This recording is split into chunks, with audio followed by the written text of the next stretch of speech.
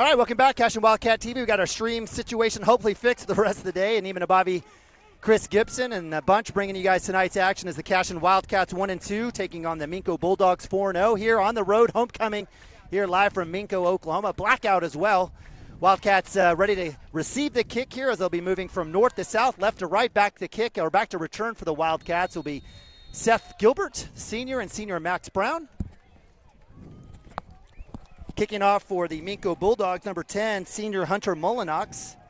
It's like we'll have a high onside type of kick. I'm not sure, Chris, did you see anything deep on film? No, I mean, they don't ever really try to, I don't think, onside. It's just about as deep as he can kick is about the 20-yard line, which, I mean, that's about normal for a Class A kicker. But he does get it up there high where his kids can get down there and cover it. So under it will be Gilbert. He'll cut back middle. We'll have a return. He's got a lane.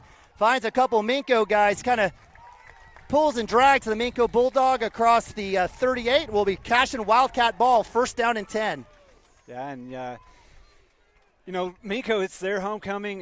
We've got the best of them the last 2 years, or 3 years, maybe 4 years, and they are hungry. They want to get out here and really put it to Cashion and try to get one on them. And we'll see early on kind of where how Shaq wants to set the tone.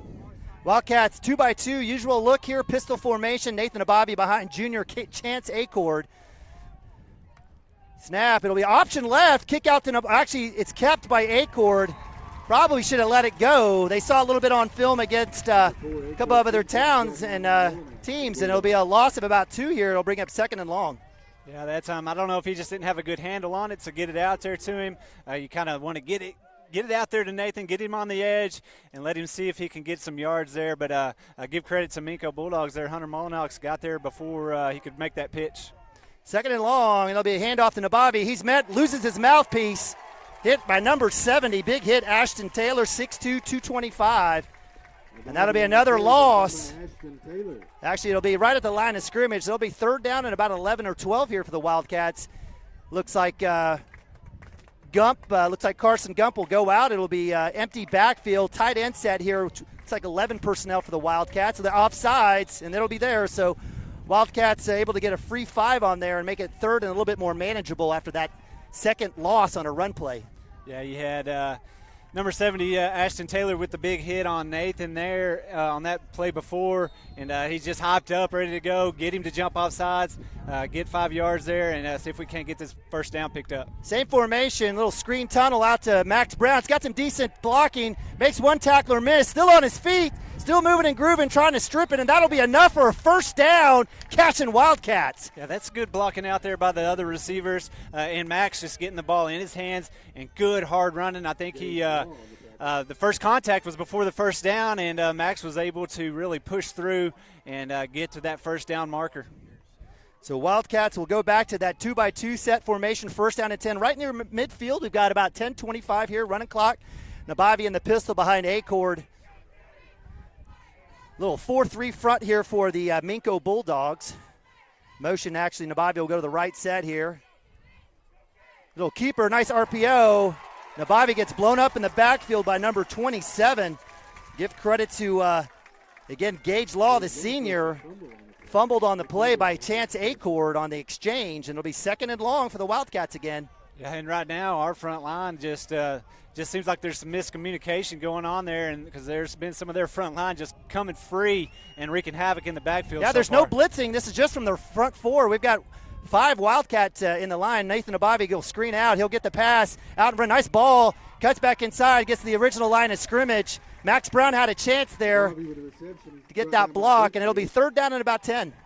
Yeah, and that time, like you said, Max was out there working hard trying to get that block. The defensive back, number 2, out there, got off the block, was able to, Ben Birchfield, to make that tackle. And there, you know, it's hard to see up here if there was room for that on that outside to get out there and maybe pick up a few more. But Ben Birchfield did a good job getting off and making the tackle for the Minco Bulldogs. So third and long here, Nabavi will go out right. Look like they'll look. It'll be a keeper by Acord. He's got a small lane. Ball is loose. That is the third time the ball has been on the ground, and they'll say that it will be a fumble. So turnover, you talked about it, Chris. Got to be disciplined and don't turn it over there on the Wildcats' first possession. We saw 3 fumbles, and Acord loses that last one. It'll be first down and 10 for the Minco Bulldogs right at the 48. Yeah, and right now the Cashion Wildcats just look like they're kind of going through the motions, and Minco is homecoming. They want one against Cashion, and they are fired up, and they are firing off the ball and just beating us up front right now, and that's all there is to it. So Wildcats will be on defense, 1st and 10 here, 9:01 here, first quarter. Wildcats will come out in that 3-4 overhang look. No safety back. It'll be pistol formation. Back to pass is McMurtry. He's going to go across the sideline. Ball goes up too high. Max Brown and looks like Gilbert, they're bracketing number 2. You talked about Ben Birchfield. Wildcats knew it too, and it'll be incomplete. Yeah, and he threw that ball dangerously into double coverage. I mean, it was high. If it would have been on target to number 2 there being Birchfield, I think Kai would have fell right back in and maybe had a chance for an interception, or Seth there. Look for a run here as comes in. It'll be given it to number 14 in the backfield. He's got nowhere to go. Timmy Jones with the initial hit, slips the tackle. Give credit to number 14, Noah Johnson, keeping his feet, gets a short 2. And it'll be 3rd and long here for the Minco Bulldogs. Yeah, that time, 3 Wildcats right there waiting for him. Like you said, he did a good job of kind of slipping around and getting a few yards there whenever there was 4 Wildcats in his face to try to get him for tackle for loss. So 3rd and 8, 8:28 here, first quarter, as Coach Wardlaw will get the call back in. Pistol formation, number 14, Noah Johnson in the backfield with McMurtry. 2 up top, singled out ace below is Birchfield. We've talked about him. He may be the guy here on this call. Wildcats stepping up, rolling to his right. McMurtry out, comes back, and it looks like it will be in play and a complete pass. It'll be just short as the Bulldog receiver coming back for it was number 33, Carson Littlejohn. It'll be 4th and short. No doubt it's 4th and go for the Bulldogs. Yeah, they're definitely going to go for it here. But, yeah, that was a good route out there by number 33. Really just kind of pushed that the defensive back, Cooper Frazee, off the ball. Ran a good route, came back to the ball, caught it as he was going out of bounds. But just short, so Cashion Wildcats have a chance here to stop him on 4th down and get the ball back. Jake Caruth, the junior, 5'7", 180, checking in. He's their power back. Look to see get him the ball as the Wildcats crowd the line.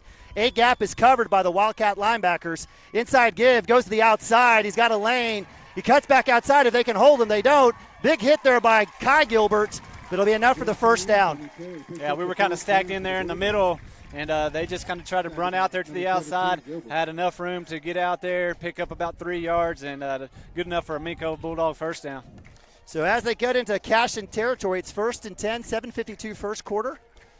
Wildcats in that 3-man front with Jackson Vandruff, Tommy Branson, and Preston Cotter. Wildcat linebackers, Barrick Wano, Timmy Jones, Camden Maroney. You've got the Gilbert twins on the overhang. Motion is Birchfield. Jet sweep is going to be kept by McMurtry. He'll cut up, and he'll get some positive yards on the keeper. So good balance here by the Coach Wardlaw. Pick up about 6 yards. Yeah, with the way Cashion are kind of lined up here, you're going to see a lot of run game from Minco.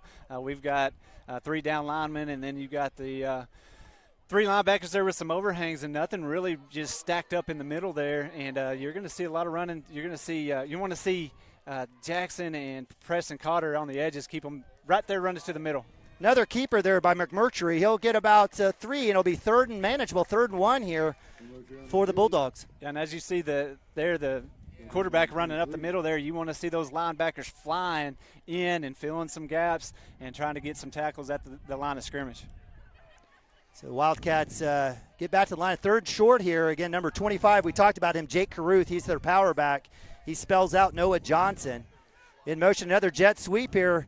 Inside give. They'll go out to Caruth, out to the outside. Barrick Wano in pursuit. He's going to get to the edge. And he's going to break it, and that'll be a touchdown. And that'll be a 29-yard run, and the Minco Bulldogs strike first.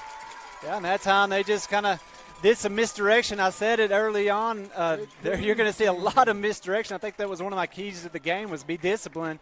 And there you have to be disciplined. They're going to try to get those linebackers leaning one way and then come back with a counter or somebody coming back across the offense. And that time the big running back got the ball with some momentum going the opposite direction, got to the edge and into the end zone for the for the Bulldogs. Extra point. I like how you think it, though. Extra point is good there by Landon McMahon.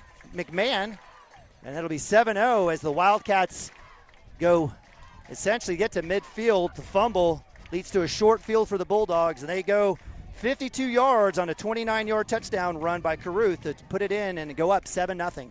Yeah, and you see out there Coach Wood really coaching up the freshman, Barrick Wano. He was that linebacker on that side. And Coach Wood knows he's young. He's going to go out there and really teach him, coach him up, and maybe he'll be there for that next time that play's run. Amen. Hey, so as we think about the Wildcats' second possession here, a lot of RPO, a lot of run option.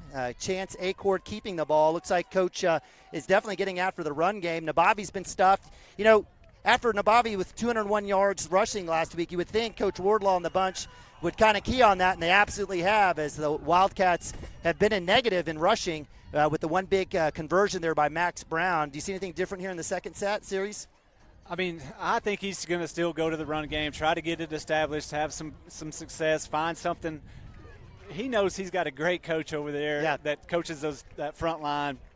They're going to make some adjustments and see if he can't get something rolling on the ground, is what I think will happen. But like I say all the time, Coach Shaq, every time I say something, he turns around and he's going to air it out probably the entire drive here. 6:28 first quarter. Wildcats deep again will be Gilbert and Brown. Seth Gilbert with that last return. Got it to right around the 34-yard line, so about I want to say close to a 14-yard return. Let's see what Hunter Mullinex and the Bulldogs do on this particular kick. It does look like it's the same setup, same angle. Looks like Gilbert will be getting the ball. No change in formation for the Wildcats here on special teams.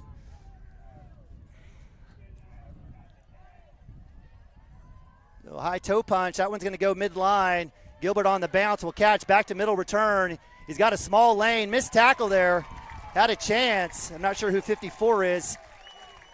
Had a chance. It's, I believe, Juan had a chance to find a block, but nice job there by the kickoff team there by the Bulldogs. It'll be Cashion Wildcat football, 1st and 10, right around the 35. You'd really like to see the Cashion Wildcats have a long, sustained drive here, just to kind of take the air out of this sideline over here on the Minco sideline, because right now they are fired up. They've got the momentum. They just went down and scored.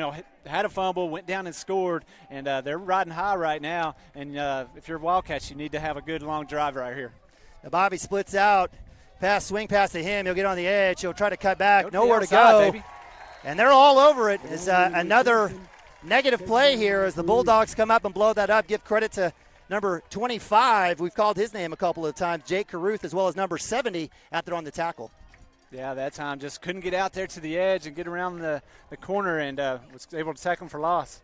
Now Bobby gets tripped up in the backfield. He'll fall forward. He'll get 1 yard, and the Wildcats will get to the original line of scrimmage. Will be 3rd and 10. Yeah, just can't get anything going. Give credit to Minco Bulldogs, just really getting in there and stopping anything the Cashion Wildcats have even tried yet tonight. That's offsides. Yeah, we'll have the flag.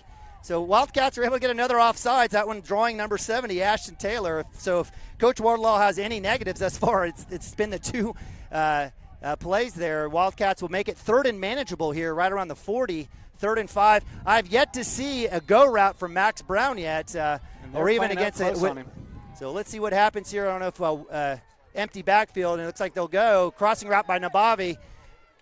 Acord plenty of time, gets a Maroney, nice cutback, and that'll be enough for a first down. Great patience by Chance Acord, stay in the pocket, and the Wildcats get their second first down. Yeah, good job by Chance to be, he's back there. Give credit to the boys up front, gave him time to go through his reads and his progression, and then finally found Camden there on the drop, the just kind of leak out route for the first down. Bobby gets the carry, gets about 2.5 there. At least it's not a loss, so we'll give credit to the Wildcats moving it forward. So with 5 minutes, first quarter, Wildcats getting close to midfield here. Second at about a long 7. Snap, keep, swing out to Brown. Let's see if we'll get a block here. He'll cut back outside. He's got a couple blocks, stiff arm, and gets across the first down marker. So Wildcats picking it up, line doing their job, and they're in Minco territory. Yeah, Gilbert and Kai over there. Gilbert and Kai and Gilbert, and Seth Gilbert over there really blocking there for Max to get out there and get that first down.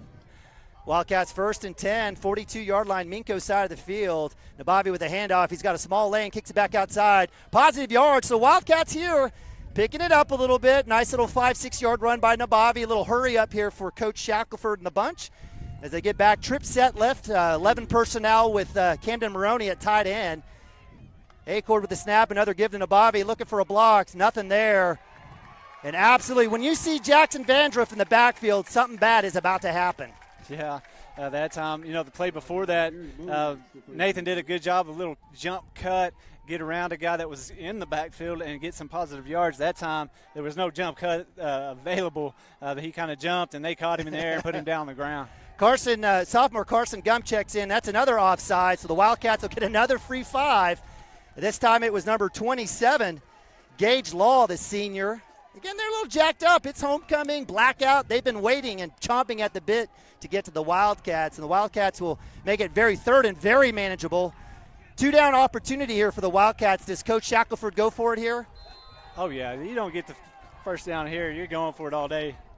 Nabavi with the handoff. He's got enough for the first down, keeping his feet, and that'll be a first down. So Wildcats pick up. They needed 1 yard. They get another first down. Clock running here.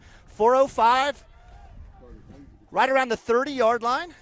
Yeah, and you see the Cashion Wildcats. They get up, get back to the lines quick, get that play called, and go.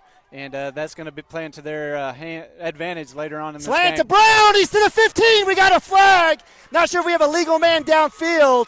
If it stands, it'll be a 30-yard touchdown pass, but we're probably going to have a – I think in some way we were lined up on this side over here. We didn't have enough guys on the line of scrimmage or something. Maybe an illegal procedure is going to bring this back. That's a shame. Great ball by Acord finding Brown. And you know what? If you're Coach Shack, you're going to dial that one up again, I promise you.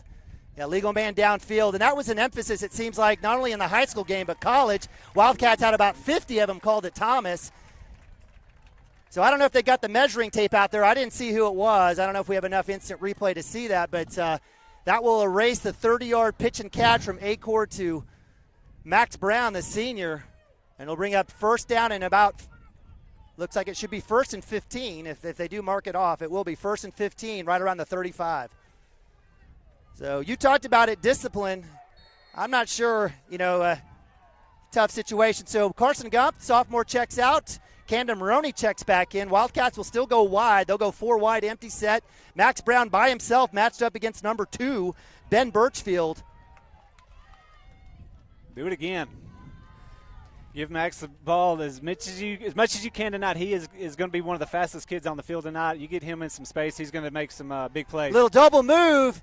He's matched up, safety deep. In and out of the hands. Had a chance. Number 33, Carson Littlejohn, coming over to help on the ace side. Still falls in the hands of Brown. Almost had a chance, and that incompletion will be 2nd and 15. Yeah, that was a pretty dangerous throw, throwing into double cover. Still landed in Max's hands, but you got to be careful throwing that ball up when you got 2 Minco Bulldogs there in coverage. Right here, let's see what we got in a 2nd and 15. Empty set, Acord. He'll keep it. He's got a small lane, takes a hit, move forward. He'll get close to the 30. 31-yard line. That'll make it, that's a terrible spot. He fell forward. Tough spot, so it'll be 3rd and 12 here for the Wildcats. Definitely 4-down territory. Minco Bulldog faithful on their feet, getting loud. Empty set. Wildcats will go 4 wide. Aced up is Brown.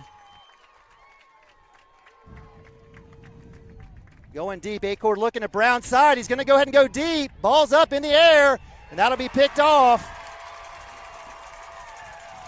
And there, had a big blindside block down here. Cheap shot on Tommy Branson, not called. And it'll be Carson Littlejohn, and that'll be the 2nd turnover for the Wildcats.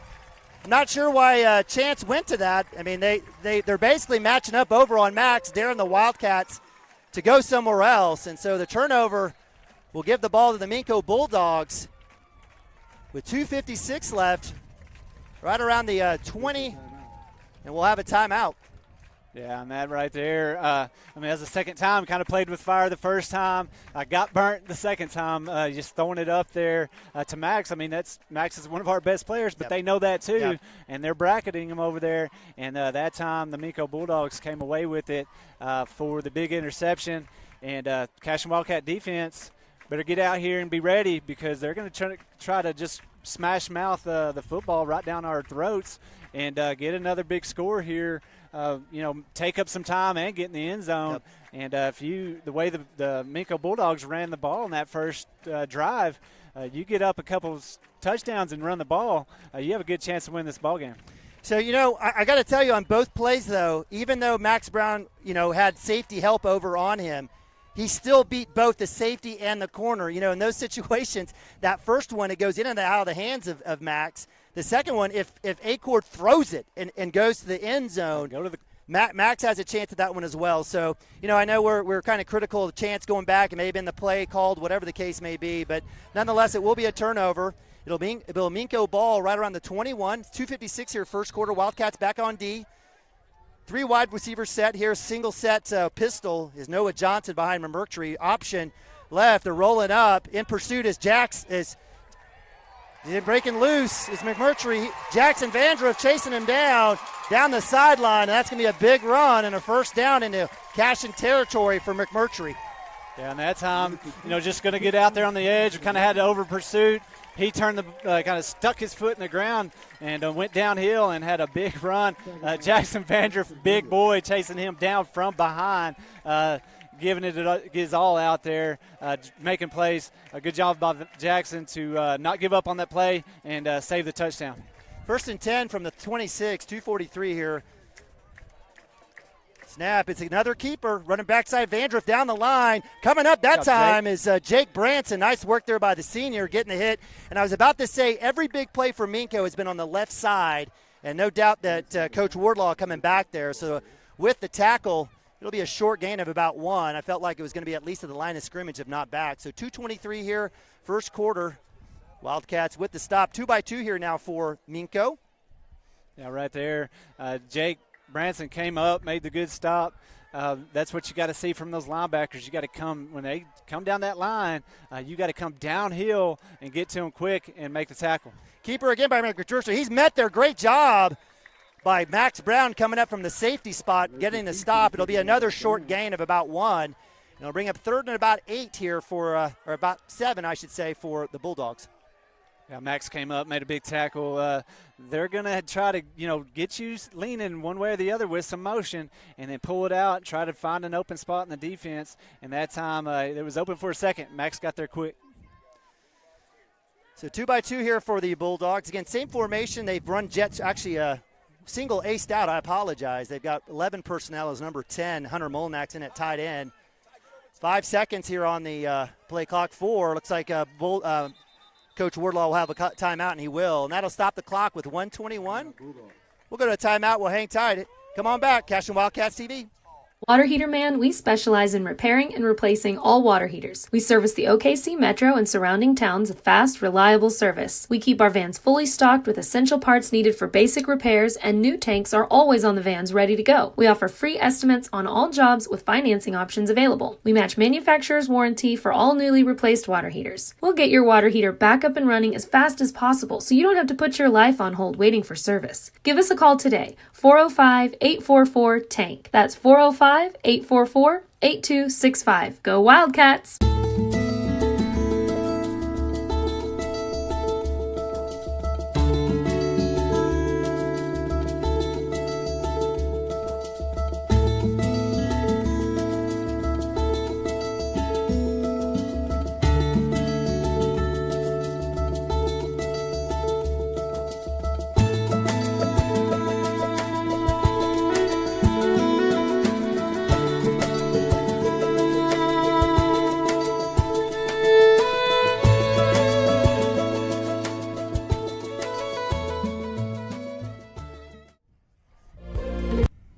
Welcome back, CWTV, live from Minco, Oklahoma. The Wildcats taking on the Bulldogs here.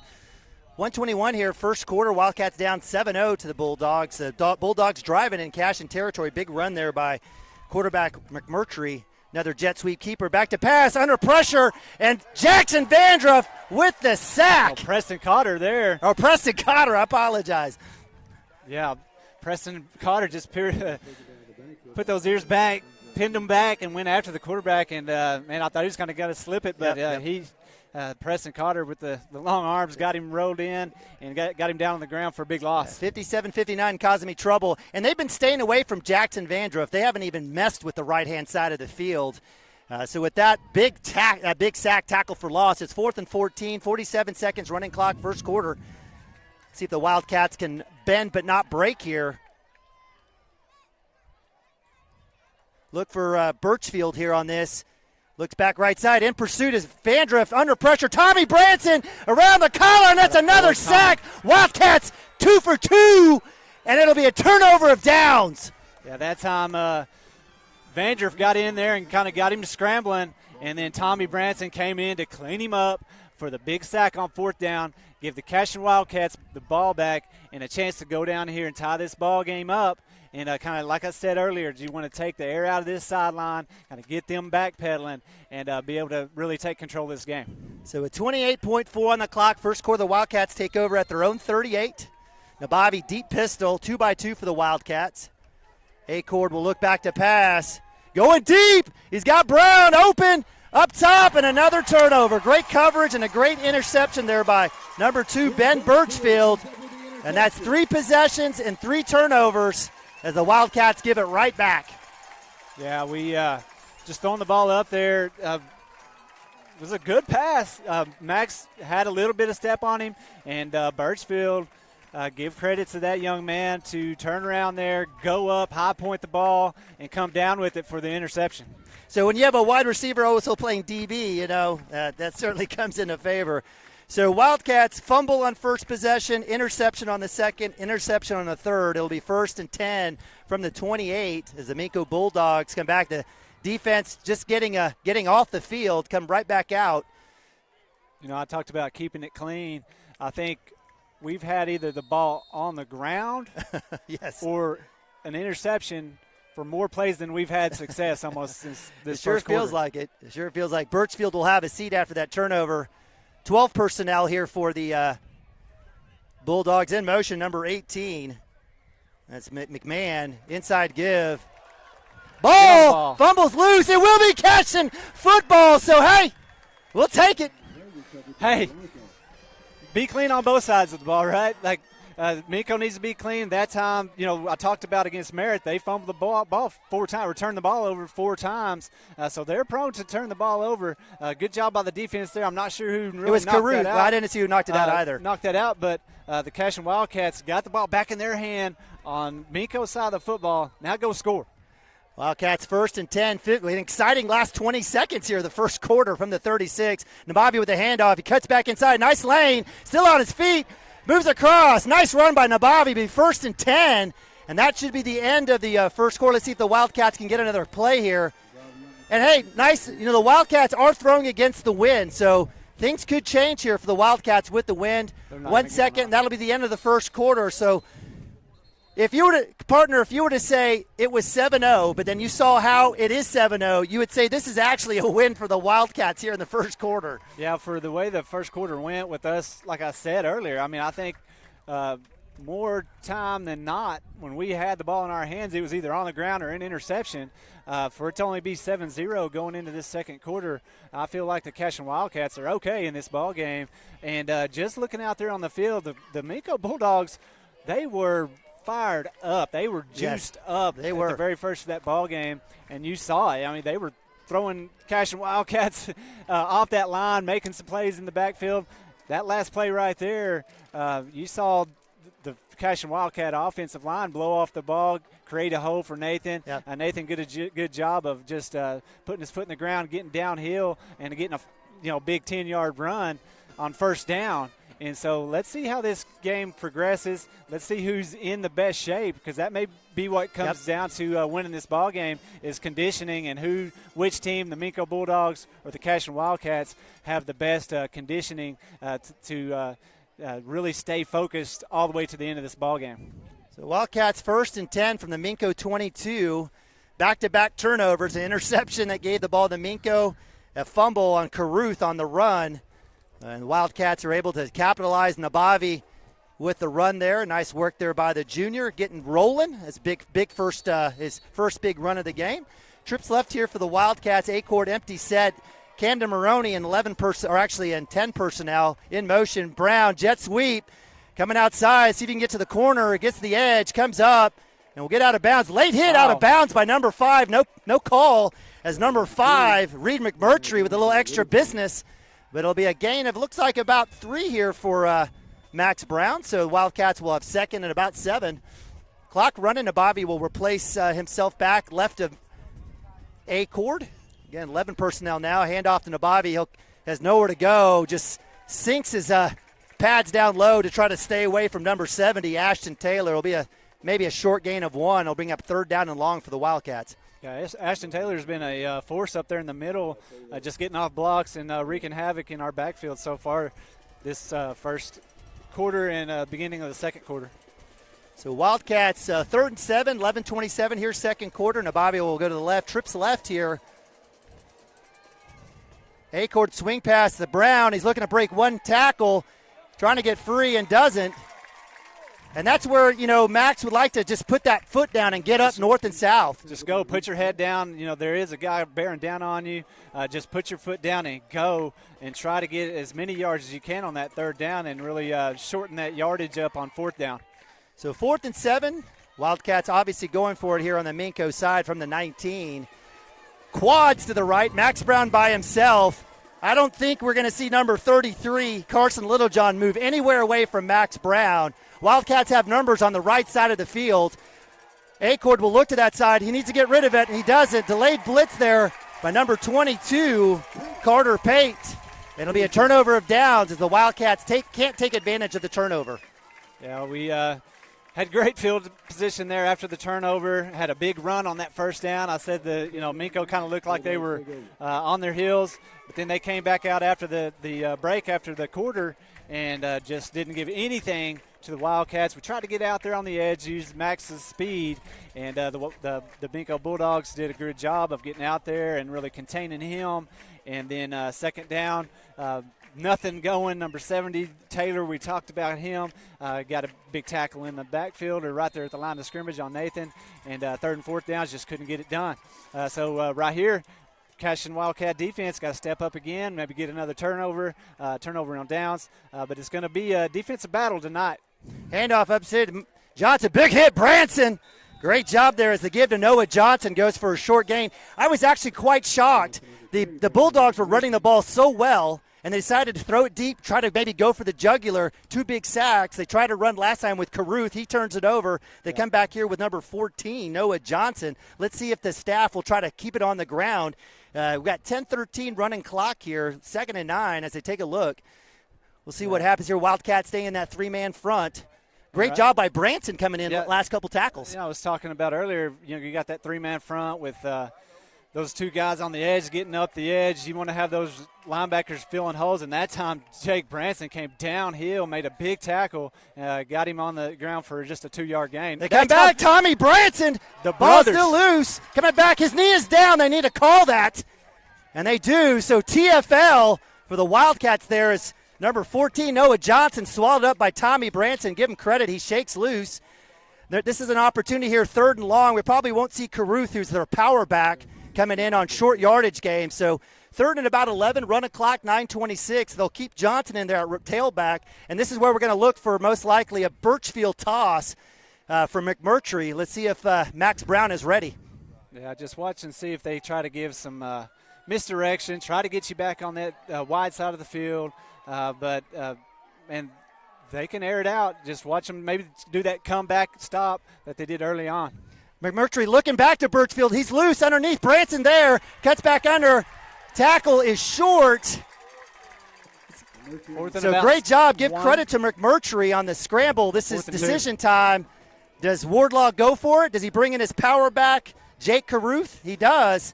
4th and 2. They're going to go for it. Yeah, I mean, I would think they're going to gamble tonight. The Cashion Wildcat offense hasn't really showed moving the ball, but you don't get it here, you give them the ball in good field position, give them some confidence. We'll see what they do here. Outside splits, very wide attack there by the Wildcats, trying to funnel Caruth in the middle. He says, fine, I'll take it. Big gain, and it'll be a first down and 10 for the Bulldogs. Yeah, that time just gave the ball up the middle and found 4 yards there for the first down.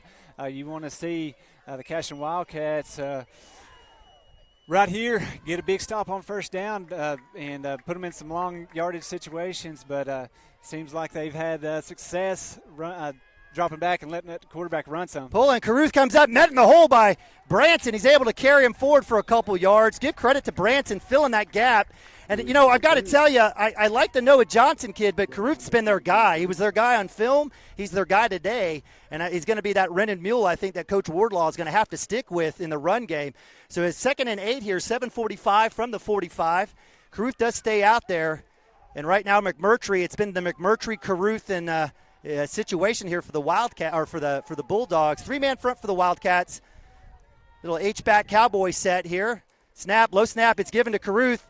He breaks one tackle, eventually brought down again by Gilbert. That one was a missed tackle. Is that by Timmy? It looks like Timmy Jones came flying in to fill the hole there, and just McMurtry just kind of slacked him off and went and got 4 more yards. So if the Bulldogs throw it here at any point in this game for the rest of the game, I'll be shocked. 7 minutes, running clock, second quarter. Coach Wardlaw using every second of the play clock here to keep the Cashion defense on the field. Same formation here, strong right.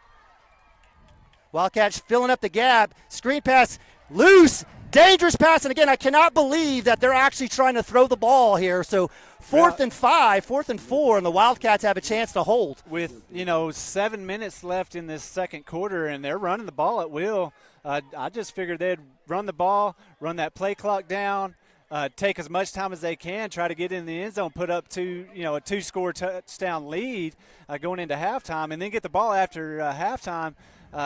You would think they would try to run the ball a little bit more, but, man, good job by the boys out there playing defense and not letting them get that bubble screen. So we'll see punt formation. I don't believe it until I see it. McMurtry does kick it. No one back. Wildcats staying in safe. That one will roll. Get a great Minco bounce. And that one will roll down all the way to about the 5-yard line. But I got to tell you, partner, Wildcats bending but not breaking. They gave up the big play. But if you were to tell me, if you didn't show the score, you'd think Minco was up 21, 28-0. But you look at it 7-0, I'd still say it's a victory for the Wildcats. And I cannot believe the Minco Bulldogs, after running the ball so well, decided to go ahead and throw the ball on that screen, which could have been picked off. Yeah, that was a high throw there. And, you floated out there a little bit, and you got 4 guys in coverage over there. Could have went the other way. But now you got the Cashion Wildcats, after a big punt, backed up in their own end zone. And maybe Minco's thinking field position game right here. Totally agree with you. I think it's a great move by Coach Wardlaw. And he got a great punt from his stud, McMurtry. So Wildcats sitting in the shadow of the goalpost, sitting on the 6-yard line, 6:38 second quarter, 1st and 10. I got to hope and pray we at least get one first down here to move it a little bit. Nabavi to the right of Acord. Snap, it'll be a give. He's got a small hole, trying to get to the outside, nowhere to go. Give credit to Ben Birchfield staying at home. Nabavi will get about 1, maybe 2 yards. It'll be second at about 9. Yeah, just nothing there really for Nabavi. The Minco Bulldogs have done a good job of coming up, filling in holes, and not really giving Nabavi any room to make moves and get him down. Acord back to pass, pump, wide open is Gilbert, and he overshoots him. Oh, my God, we'll have a defensive holding, hopefully. Oh, my gosh, I don't know what the flag is for. Maybe he stepped out of bounds. He didn't touch it, so we'll see what happens here on the call. But complete bust by the Minco defense. Let's see what the call is. He's going to pick it up. I think it's going to be sideline warning, which is pretty typical for the Cashion Wildcats. Yeah, that time, man, just got him on I think a double move or a busted coverage over there or something. But that time you want to, I think, kind of looked like he kind of slowed down. Yeah. And it maybe Chance threw it out there. Oh, my God. Just a little too far. In that case, when you're that wide open, you see that receiver that wide open, hey, let's put it out there. Let's make it an easy pitch and catch and get the big yardage. Sometimes those easiest passes are almost the most difficult. 3rd and 9, Acord back to pass, swinging to Nabavi. He's got a couple of blocks. Got to make one guy miss. Jumps forward. Great tackle, open field. Give credit to the Minco Bulldogs. Looks like that was, I can't get a number here. Do you see one yet? Is that number 3? Number 3, yep. Yeah, number 3. Give credit to Aiden Brummel, the freshman, with what would have been almost a touchdown-saving tackle. So the Wildcats back to punt. What could have been so many close plays here for the Wildcats. You know, you talked about that was a freshman come up, make a play. The Minco Bulldogs, I think they only start one senior. Big punt comes down. That'll roll out of bounds. So, hey, we'll take it there as a Minco ball right around the Cashion 44. Wildcats didn't necessarily flip it. They needed to get that first down. They had a chance on a couple of plays. And I got to tell you, when I'm looking at number 33, it's pretty clear. You don't have to be a football genius to see that, they're doing everything they can to stop Max Brown. They have safety over the top no matter what. Wildcats have even gone quad to the other side, giving us numbers. That last time we had a chance, I know we're going to go back to it again. Oh, yeah, no doubt. The coaching staff here at Cashion are some of the best, and they can see what they're going to give you. And if they see that they are going to try to take away the top over Max Brown, they're going to get away from that and go to somebody else and see if they can make a big play. And some of these other kids are going to have to get the ball in their hand and step up and make big plays. So it'll be 1st and 10 for the Bulldogs from the Cashion 46. Jet sweep. It's going to be given. It's got a lane. Cuts back up. Birchfield breaks a tackle. Nabavi there with the first tackle. Cleaned up by Gilbert. Nice play for the Minco Bulldogs to get the first down. Down that time, they came in motion the whole game. They've come in motion, kind of faked it, went the opposite direction. That time gave the handoff, and he got the edge, turned it up. Just our linebacker on this side wasn't there. But you want those defensive ends to get up the field, turn that all back in, and those linebackers have to be there to make that play. And that time got around the edge. Get on the ball. Ball's loose. Wildcat football. They get it back. Nice job. It was an exchange issue there on the jet sweep. They've been so good at it tonight, but that's the risk you run on those jet sweeps. And the Wildcats are able to fall on it. It'll be Cashion football with 4:51. What would have been disaster with the Minco Bulldogs getting the ball at the end of the half in the 3rd quarter with the chance to put up another score will be Cashion football 1st and 10 from the 36. Yeah, now the Cashion Wildcat offense, we've had plenty of opportunity out here. We've had some, big plays that we missed. Now let's see if we can hit one for a big touchdown before half. Acord looking for Nabavi on the out, shorts it to his feet. He had no chance. Give credit to 27. That was Gage Law, the senior, out in coverage. So that'll bring up 2nd and 10 from the 36. Clock stops here, 4:47. Wildcats will go back to twins. And this is the formation I like because this is where now Hunter, number 33, Carson Littlejohn has got to pick someone up, and that leaves Max Brown in one-on-one. Option, Acord will keep. He'll move forward. Nice solid gain there. Looks like it'll be a gain of about 5. Yeah, still had somebody at his feet in the backfield. Got around him, kind of gave the old pitch out there to Nathan. Fake, pulled it down, got a big, 6 yards there. So actually 4 yards. 3rd and 6 here from the 40, 4:27. 2-by-2 again, Nabavi and pistol. Canman looks like Wildcats here. Screen pass, caught, up the field. Spin move, still on his feet, and that'll be enough for a first down. Good job by Seth Gilbert. Circle, circle, square gets the first down. The Wildcats keep it going as the chains are moving with 4:13. Yeah, good job by Kai. Get the ball, get up the field, and get enough for the first down. So 1st and 10. Wildcats stay in that 2-by-2 formation. Nabavi to the left of Acord now. Nabavi with a handoff. He's got a small lane, nowhere to go. Picked up and body slammed. A little excessive there, but good work there by 25, Jake Caruth. I mean, Nathan came up high, didn't have the leverage. Caruth came up, just a form tackle, picked him up, slammed him down for the big tackle for the Bulldogs. So 2nd and 10, 3:39, Nabavi fake. That's tipped. So looks like we had Brown on the hippo, and that will fall incomplete, and it'll be 3rd down and 10. Yeah, that time you had, I think it was Kai Gilbert going to the, just kind of a corner flag and ran into, I think, 33 there, Little John. If that would have not been tipped, I think they might have thrown pass interference. So 3rd and 10, 3:34. Wildcats again 2-by-2. Nabavi in the backfield. He'll mode in motion. He'll go to the swing pass, and Nabavi, he'll catch. He's got 2 Minco defenders on him. He'll get close to midfield. It'll be a gain of about 3 or 4, and that'll bring up 4th down. I've got to believe we have a punt, but Nathan had no chance on that. Credit him in getting a few yards. Wildcats will keep it. Looks like they're going to go for it. 3:28. I guess the clock does stop as it goes out of bounds, and we'll have an officials timeout as the chain crew there. Got to drop them chains when they're got to drop those chains. That's why the Cashion Bulldog chain crew are all staters for Cashion Wildcats. I apologize. Are all staters for the last 27 years on the chain crew. They know that stuff. Looks like they got the box fixed there, and usually these are dad volunteers out here that are doing this. Yeah, and it's 4th down, so it looks like Cashion's going to try to go for it and try to get something going here before half. So Wildcats 2-by-2.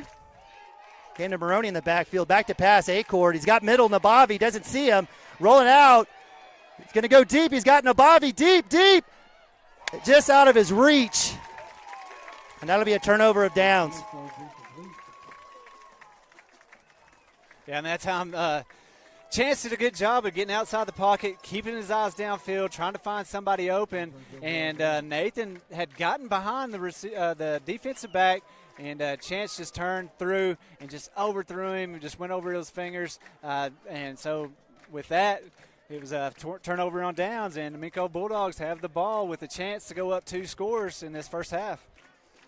So Wildcats, if you've been following us, 6 possessions, fumble, interception, turnover of downs, punt, turnover of downs. So it's been a tough go. Starting field position was the best. They had 1 chance with the Minco 36. That was where they did turn it over on downs. So Wildcats back on D. This time the Minco Bulldogs starting from the Cashion 49. Noah Johnson in the backfield, jet sweep of Burfield, inside give to Johnson. He cuts back outside. Good run there by Johnson, the junior. Keeps the ball moving and churning, gets it to about the 44. Yeah, they're going they went up Preston Cotter over there, and you kind of see Preston getting up, little limp on his one of his ankles. I think has been kind of bummed the last week. I think maybe it happened in the Minco game. And but, man, Preston's a tough kid. He's trying to fight through it.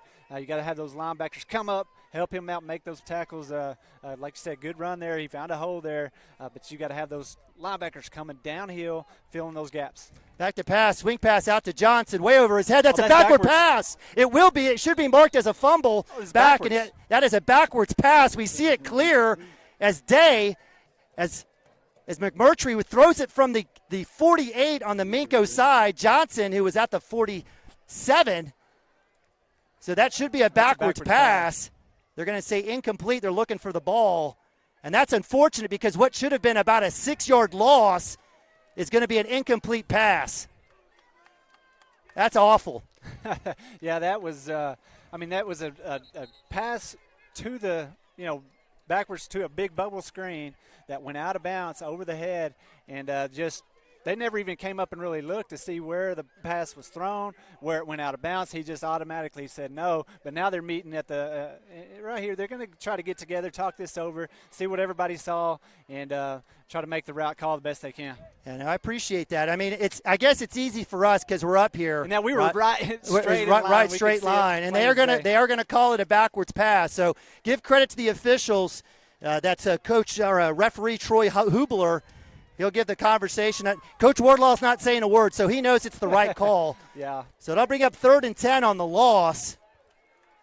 Again, Minco throwing the ball is still the shocker of the century to me. So 2:36 here, 3rd and 10 now from the 49. Yeah, when you're getting, 5-6 yards a pop, let's run the ball until they can stop you. Yeah, I talked about establish the run game. That's established in the run game. Amen. Run 6 yards every single time till they stop you, till they start really packing that box. Then try to open it up and go down the field.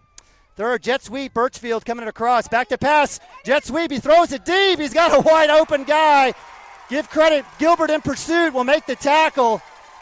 And give credit there as number 10, Hunter Mullinax, the senior, getting loose behind the defense. It'll be first down and goal from the 3. Yeah, we brought a blitz on that side. Yeah, sure did. Max Brown on the blitz. Just bit us. I mean, because they had the perfect play called right there for that blitz. And Max still almost got there. But give credit to the quarterback. Yeah, right there. Great back on his back foot. Yeah, back foot. Put it on the money for Mullinax. Maybe a keeper. He gets a move, gets to the outside. That'll be a touchdown. So with 2:04 in the second quarter, Minco Bulldogs strike and go up 13-0. Yeah, and that's the 2-touchdown score that I was talking about. That if you're Minco Bulldogs, you really want to be able to get up 2 scores with the ball coming to you in the second half. So this possession right here for the Cashion Wildcats, as fast as they scored right there, at least we have a chance to get the ball in our hands with 2 minutes on the clock and try to go down the field and at least get it back within 1 touchdown score. Yep. So with that, the Wildcats do fall down 14-0. Give credit there. Read the call. You called it. It was almost the perfect play for that perfect blitz. Wildcats haven't shown a cornerback blitz, and they lined up, took it. They tried it. They had a chance. Give credit to McMurtry off his back foot, lofting one up in the air. And unlike the Cashion Wildcats, who missed on a couple of big passes and an illegal man downfield, the Minco Bulldogs have just been a little bit better today and up 14-0. Yeah, and we talked about us only being down 7-0 earlier, and it could have been a lot different. But Minco Bulldogs are sitting over here going, hey, we're up by 14 points, and we've turned the ball over 3 times too, or 2 times. And I can guarantee you their coaches are going to go in there and say, we haven't played our best ball, and we're up on this ball game. Let's go. We have a chance to win this ball game. Amen. But the Cashion Wildcats right here, this is a huge possession to get the ball in their hands right before half and go down there and show them that there is some life here in the Cashion Wildcats. Agreed. And there's some fight left to go down there and bring it to within 1 score here before the half and go in the locker room with some momentum. Were you shocked in that corner blitz?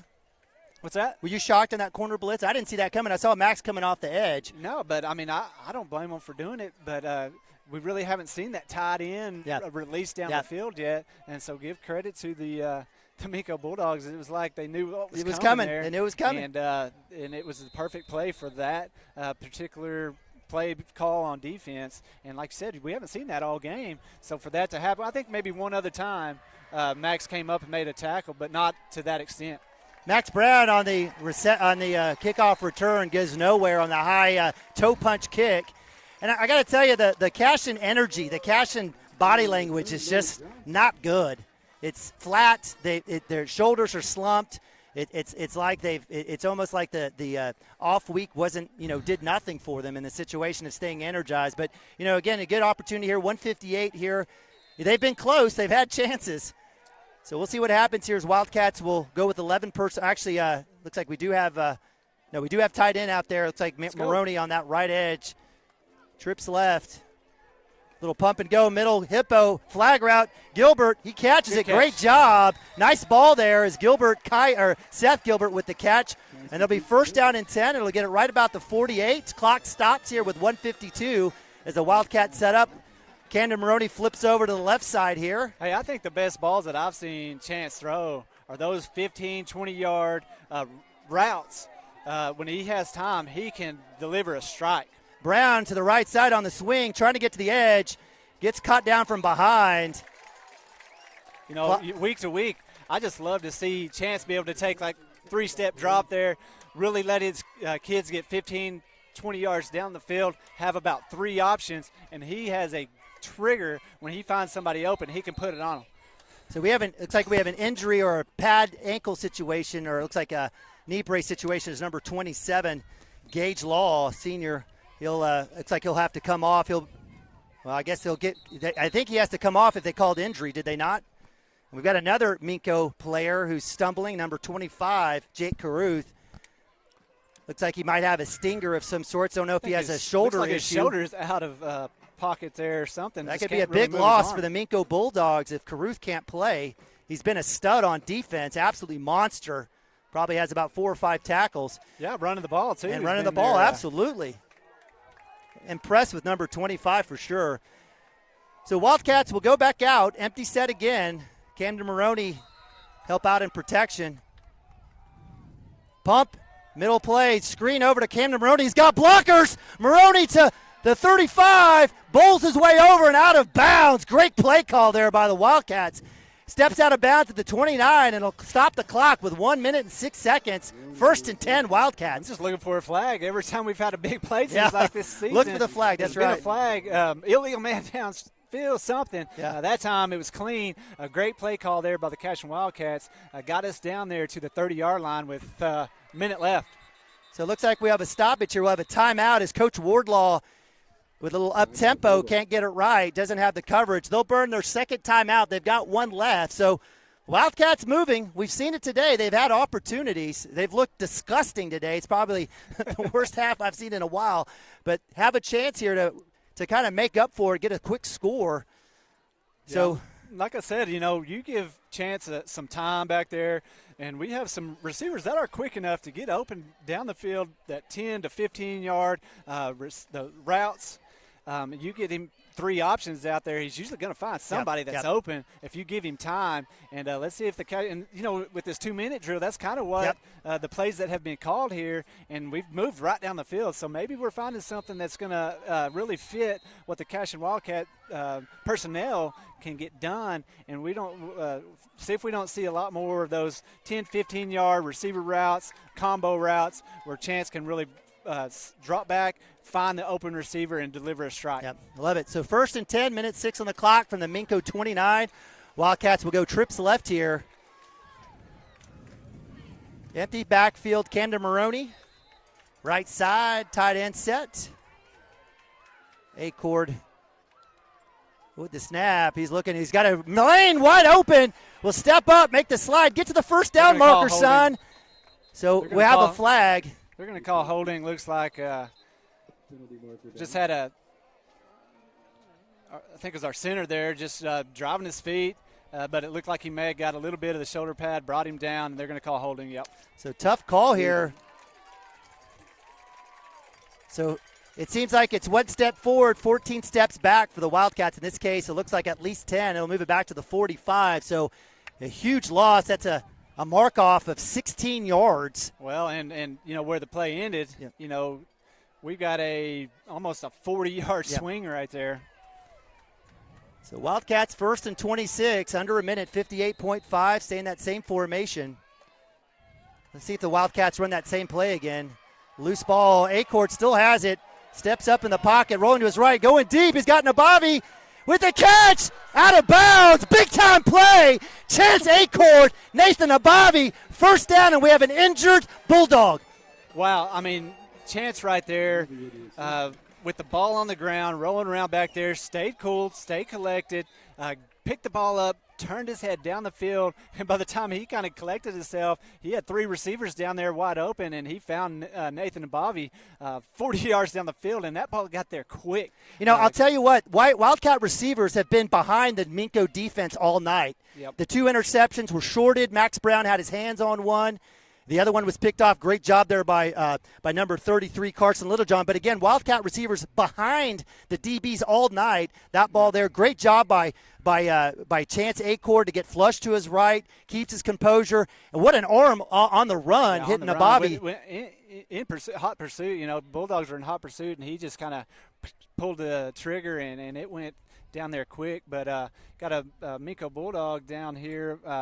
Let's hope I think he got the wind knocked out of him. Big hit. Yeah, coming back. He was in pursuit. And this is the one thing you'll know about the Minco Bulldogs, max effort on every play. Max effort.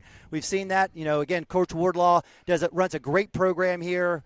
Again, historic powerhouse. They've done great. We've seen them in district. I know we've had their number. I think we have 8 wins to their 2 losses against the Bulldogs here. So it's always been a battle. Up in the absolutely. last maybe 3 years, but it's been a battle every time we meet up with them, and it's always a fun game to get down here and play. So not sure if we have a chance to maybe look at the replay while we're taking a look at, again, the injury. I don't know if you want to go at timeout at all, Chris. It looks like they're really taking their time as the staff is out there. Look, I sure hope he's okay. Do you think he got? I don't think he got knocked out. He was moving. Yeah, he was moving. Let's see. I think this is the replay here. You see Chance kind of lose the ball and gets over there to the outside and finds Nathan for that big play right there on the sideline.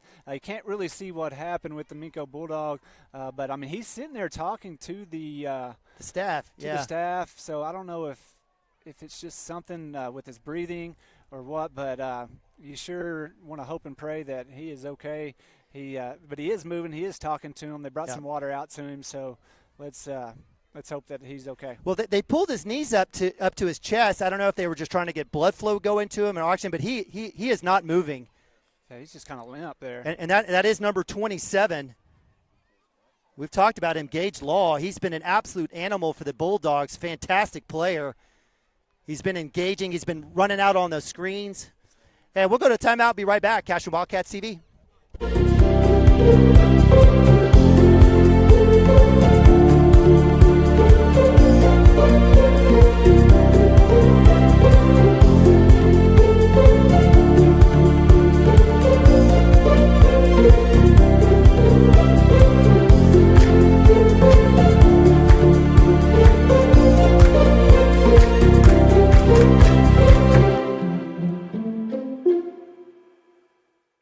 Looking for a solution to your water well problem or just needing a new well drilled? Western Drilling does water well drilling and repair. They are experts in pumping system installation, troubleshooting, and repair. Western Drilling works with domestic, ag, and irrigation wells. Give them a call today and explore all the solutions. Western Drilling supports Cashion High School. Go Wildcats! Our world is changing, but one thing is the same. We're here for you. In these uncertain times, take comfort in knowing that modern women of America is built for this. We are built to handle uncertainties, and we've weathered many in the past 137 years, including world wars, disease outbreaks, depressions, and recessions. You may have concerns about your financial plan, but you can also have peace of mind. You got this, because you have us. All right, welcome back. CWTV number 27, senior Gage Law, 5'9", 175, does walk off the field. Nice round of applause. Give credit to Heath Pratt, our trainer on staff. We're so fortunate to have Heath helping out here with the Minco side. So it'll be Wildcat football, 43 seconds from the 11 of Minco. Brown with the handoff. He'll cut back up in the middle, nowhere to go. And guess who, number 70? That's Ashton Taylor. Wildcats wisely taking a timeout. That'll be the first by Coach Shackelford. He's got 2 left, and so that'll bring up 2nd and 10 with about 37 seconds left. So a little, getting Max Brown into the game to get him in the backfield. Tries to get to that outside, and Ashton Taylor's just been, we talk about the Minco defense. Ashton Taylor's been another name we've called quite a bit. Yeah, no doubt. He's been that kid from the get that's been just kind of wreaking havoc up there in the front for the Minco Bulldogs against the Wildcats. And, we saw it earlier. He was jacked up, pumped up, ready to go. We got him to jump off sides a few times early on just because they were so juiced up, but really has calmed down but still kept that intensity. And right there you saw it, got to Max before Max could really get in. We had those big guards pulling. I think that was Preston getting out there on the corner, threw a good block. But, man, those boys up front for Minco just have done a good job getting to our Cashion running backs tonight and not really letting them get loose like we're normally used to seeing.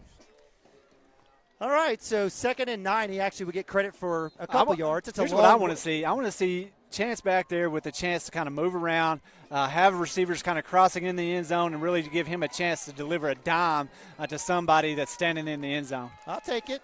Wildcats come out now, 2nd and 9, 37 seconds. Out of the timeout. Wildcats with 2 remaining. In motion. Brown up the field. Come back. Throws it out. Kendon Maroney in and out of his hands. Wildcats cannot buy a break today. Maroney, who would have walked into the end zone, at least gotten a first down.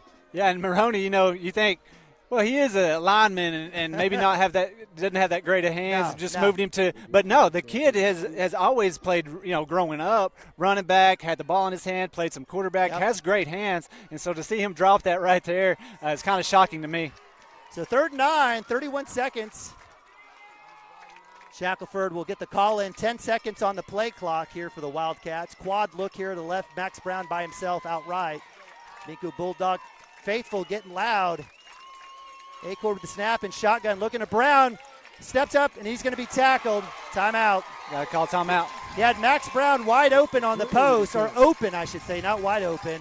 Doesn't pull the trigger. He didn't have much time. I mean, by the time he really saw him open, probably he was wrapped up. Taylor again, that was him getting to him before he really had time to find Max. But that's got to be one of those timing routes where you know where he's going to be. You know he's going to be open because he's quick. And the way that the defense was set up, you want a chance to really kind of get a chance to know where he's going to be, put it out there, and let him have a shot to catch the ball for a touchdown. Well, the Wildcats on the loss, on the sack, are all the way back to the 15-yard line. The first down marker is at the 1. Wildcats, it shows no timeout, should have one timeout left, that's right? the third timeout, That is the third timeout. That's right. So this is clearly. Will be a shot in the end zone. It has to go like in you the end said, you zone. could get a first down, but you're going to have people, running in the end zone. Chance is going to throw it to the end zone, but you know those Minco Bulldog up front four, they're going to pin their ears back and try to get to the quarterback, and they've had some success. So let's see if our boys up front can really do a good job and give Chance some time to find somebody running open in the end zone. Back to pass. Acord shotgun, steps up in the pocket, throws one up in the end zone. He's got Gilbert, and that's out of bounds, and it'll be a turnover of downs. Good coverage and good pressure there. And so with 18.8 seconds, it'll be Minco football from the 15. Yeah, and even if he would have caught that, well, I don't see a flag there, but we had a little bit of hold, the kid coming around the edge. We had a little bit of a grab. They didn't call it, so we did have a chance there. But, man, the Minco Bulldogs are fired up. They've got a 2-touchdown lead going into halftime, and they know they're going to get the ball coming out of halftime. And so that first drive, this drive was a big drive for the Cashion Wildcats. At least we showed some life, showed we can move the ball down the field with 2 minutes left, almost, give ourselves a chance to score there, don't get in the end zone. But now the next biggest drive of the game is going to be that one coming out of halftime. That's right. So with 18.8 seconds on the play clock, it's most likely a run play here. And they'll take a knee. Says Jake Branson is tackled in the backfield. No holding call, but that's okay. That'll be the end of the first half. It'll be Wildcat 0, Minco Bulldogs 14. And as you said it, Chris, it's going to be a situation where Wildcats will kind of have to figure out their situation as they head back to the bus locker room. Hello, sir. All right, so with that, we'll go to a timeout ourselves as we got halftime. Hang tight. We'll have Lessons with Lane. We'll be right back here on Cashion Wildcats TV. Storm season is coming, people, and your first choice for roofing needs should be Rhino Roofing. Locally owned and operated, the Rhino specializes in all types of repair and replacement. Large scale, traditional, modern, unique roof lines, they can do it all. Protect your home and your family with the specialized services of Rhino Roofing. Visit our Facebook page today and make an appointment. Rhino Roofing is all the hype for any roof type. Absolute Pools, Lawns, and Landscape is not your ordinary pool builder. From traditional to exotic and anything in between, our staff offers paramount quality and service through the entire design and build process. We provide service to the entire OKC metro and surrounding towns. So relax, knowing our team is wholeheartedly committed to building a trusting and lasting relationship with you. Visit us on Facebook or give us a call today at 405-285-9729. Absolute Pools, Lawns, and Landscape. Cashion FBC is a church seeking to grow in Christ and our love for the body of Christ. With ministries from children to youth to adults, we strive to present the gospel in an engaging and meaningful way. Sunday school meets at 9:45 a.m. and worship starts at 11 a.m. Children and youth meet on Wednesdays at 6 p.m. Please check our website at cashionfbc.org for more information, and we hope to see you this Sunday, located a half mile east of Cashion. Dr. Matt Dieselhorst at Dieselhorst Sports and Orthopedics can help you get game day ready. Dr. Dieselhorst works with athletes of all ages, taking a coordinated approach to accelerate return to play and maximize athletic performance. His work with pros in sports training, injury prevention, bracing, functional rehabilitation, and imaging works seamlessly with his medical and surgical expertise. Get started by going to Dieselhorst Sports and Orthopedics. Let Dr. Matt Dieselhorst get you back on the field, backing all Oklahoma athletes on the field and off. Kyle and Gina Van Druff have the answers to all your real estate and insurance needs. These guys will have you covered in a one-stop shopping experience. They are local agents, local supporters, and active in the Cashion community. They are also proud parents of past and present Cashion students. Kyle and Gina help their clients make the right choice. Don't wait till it's too late. Call 405-607-4300. Go Wildcats and number 88. Let's have a great year. Walk it up. Get you some. For 31 years and counting, Community State Bank has taken great pride in being your hometown bank. With branches located in Cashion, Dover, and Hennessy, CSB strives to reflect the small-town hospitality these communities are known for. Our friendly staff is here to serve you and provide one of the best banking experiences around, equipping our customers with the latest in banking technology combined with a personal, down-home relationship. Come into one of our local branches or visit us at www.mycsb.com. Community State Bank, small-town banking, the way it should be. Member FDIC.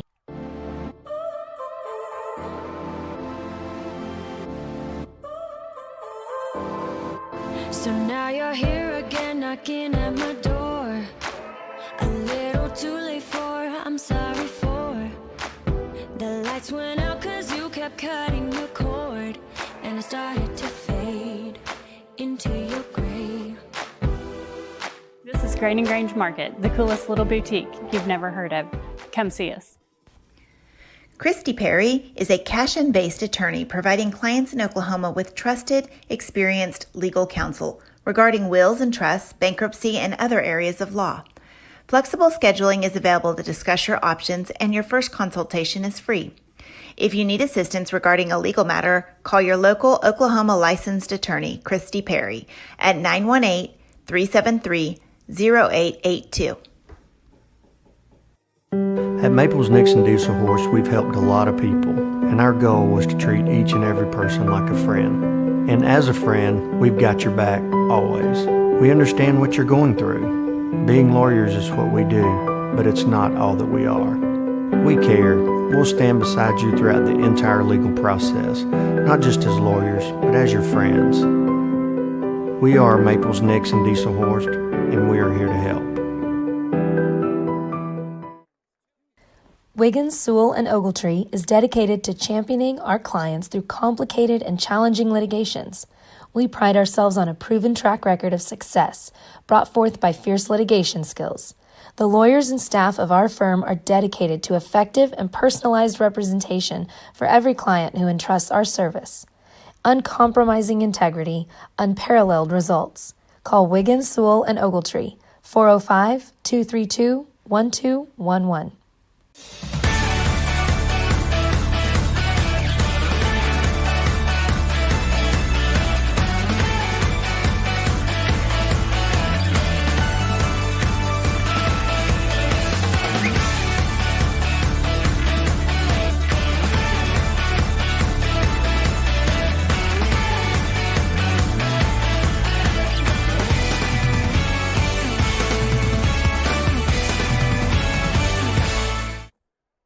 Founded by Jesse and Amy McCracken, Rural Pest Solutions is a Cashion-based, family-owned and operated company.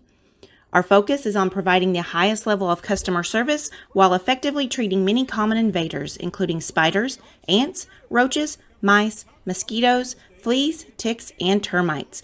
Flexible scheduling and superior customer service are our top priority. Call us today to schedule your appointment. 405-283. All right, welcome back to Cashion Wildcats TV. Halftime here live from Minco, Oklahoma, as the Wildcats. And we knew this was going to happen this year, right? We're going to see would be in unfamiliar territory. The Wildcats find themselves down 14-0 to the hometown Minco Bulldogs. If there was a description of the first half for the Wildcats, it would not be anything stellar or positive. It was probably one of the ugliest first halves of football that we have probably seen from the Wildcats in probably over 4 or 5 years, easily. Yet somehow they're only down 2 touchdowns. I know Minco's going to coming back, but again, welcome back. We appreciate you joining us here. It's going to be a great second half for the Wildcats. It'll be a comeback for the ages. Join us here up top of the press box there, our man Lane Broadbent, Lessons with Lane. Lane, just first impressions and thoughts of the Cashion Wildcat first half. Well, we're just, we scored this half, and it's 14-7. We got a really good shot of beating them, but 14-0 is going to be a little bit tougher now. Yeah. 25. Did you see 25 go out? Yes. Into the half? Yes. With looked like a shoulder. Yes. So that's going to be something really to kind of pay attention to. Well, actually, too, both Jake Caruth and Gage Law, 2 names that we've called a lot today here for Minco. We just are very limited on offense. We just have when our run game is not going and we're not blocking up front good enough, it gets to be more of a struggle. So I'm sure they'll come up with something at halftime that's going to change things a little bit. Total yards, we've got 130 total yards compared to their 177. And a little advice for the Minco fans, not every play's a hold, people. You don't have to yell it. The referees can't. There was a guy yelling hold. They were yelling hold the whole time. They were yelling hold as the referees were walking off the field after their team had just, stopped us and didn't get in the end zone. And Cashion fans would never do that. No, heck no. It gets a little bit worse when you're hearing other people yelling it. Absolutely. We are right. When we're yelling hold, we're right. Correct. The other fans, they don't know what they're they're talking wrong. about. We agree with you, Lane. So you talked about it. I mean, yards differential, 177 to 130. Really, it's I think the first half comes down to 2 big plays for Minco, right? And actually, it's a big run that gets the touchdown, a 29 or 49-yard run that gets the opening touchdown, and then a big interception for Minco against the Wildcats. Wildcats have had our opportunities. I mean, we've had plenty of opportunities to score, to do well. Camden Maroney with the drop, the overthrow to Kai Gilbert, which would have been a walk in the park end zone. The Wildcats can, we can look back and say, we played bad. And I think Minco had probably 100 yards on 2 plays. Right? That's right. They had a big play from the 22 to the 29. Yep. So I don't know. It's in the concession stand. Shaq has got a great mind, so we're gonna test his mind tonight. And Minco's well coached. Them Wardlaw boys, yes, they've got some lineage to them. Their dad was a heck of a coach. The Wardlaw boys were great football players, great basketball players. They know how to coach a football team. This is a typical Minco team. They are ginormous. They've been ginormous really for 15 years. Every time you see them, you're like, this team is a lot bigger than us. Yeah, I think they undershot the weights on the roster, but you got to give him, to your point, you got to give him credit. We had Max Brown on a corner blitz, perfectly called. I thought it was a great call to send him, and then what did we see? A back foot throw by McMurtry to a wide open number 10. It was at Hunter Mullen, tight end, and 2 big plays, and we're looking at 14-0 now. And you got to believe at some point the pendulum will swing in Cashion's way, and some of those will fall, and make this game a lot more manageable and closer. Like you were saying, this is such unusual territory for us. We've been the big kid on the block for 15 years, and now we're getting to halftime, and we're talking about things that we can do or should do. So I don't know. We'll see. We'll see the first drive. If we hold them the first drive, we're going to have a chance. If they go down and score, we're going to be in some big trouble. Yeah, I talked about it. That last drive right before half, when we got the ball with 2 minutes left, that was a huge drive, huge opportunity for the Cashion Wildcats to go down and score, put us, only down by 7 going to halftime. That was the biggest drive up until that point in the game. Now the biggest drive is going to be that very first possession coming out of halftime and seeing what our defense can do to see if we can get the ball. If you let them get in the end zone right out of halftime, it's going to be a huge mountain for the Cashion Wildcats to try to climb to get back in front of them by the end of the game. They may try to put Camden Maroney a little bit more in the offense the second half. that screen play that He did have the drop, and that was a tough one. I thought he was going to walk in for the end zone. I saw him on that little out. I thought, oh, here we go, touchdown, and certainly a touchdown. So on that note, if you're Coach Shaq, and you've been around him a little bit, if you're Coach Shaq, I'm not going to ask what he's probably screaming in the bus. And right now, the Wildcats don't have a locker room. They're in a bus. That's their locker room. What's the one big adjustment you'd like to see? Again, Cam Maroney, I think, great suggestion. What else do you see the Wildcats doing? What worked well? What would you go to? I know we took some shots vertically down the field, but we threw some shot. We took some shots in double coverage. If we can go vertical down the field, one-on-one stuff, I think that's what we got to do. I think this bubble screen stuff didn't work the first half, and I don't think it's going to work the second half. Do you go back to the run game? Well, I mean, we've been ineffective in the run game. Really, we've known this. We've been ineffective in the run game all year. And have a wonderful year. Go we had a good production at Thomas, but Rejoice Christian, Paul Huskin, and this game it's been a rough go. The very first 8 or 10 plays, Minco almost took the handoff from us. I mean, they were in the backfield, and that number 70 for Minco is a horse. And Jackson Vandorf is playing pretty well against him, but hopefully we can kind of wear him down. We have got to score. I mean, we can't go down 21-0. We're in big trouble then.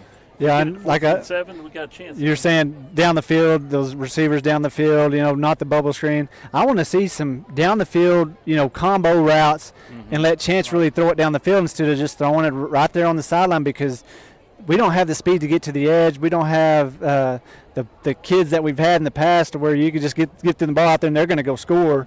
So we're just going to have to let Chance have a chance to find some kids open down the field, and that's how we got down the field right there in that last 2-minute drive. And let's give him the chance to really drop back and find some kids down the field. 100 times.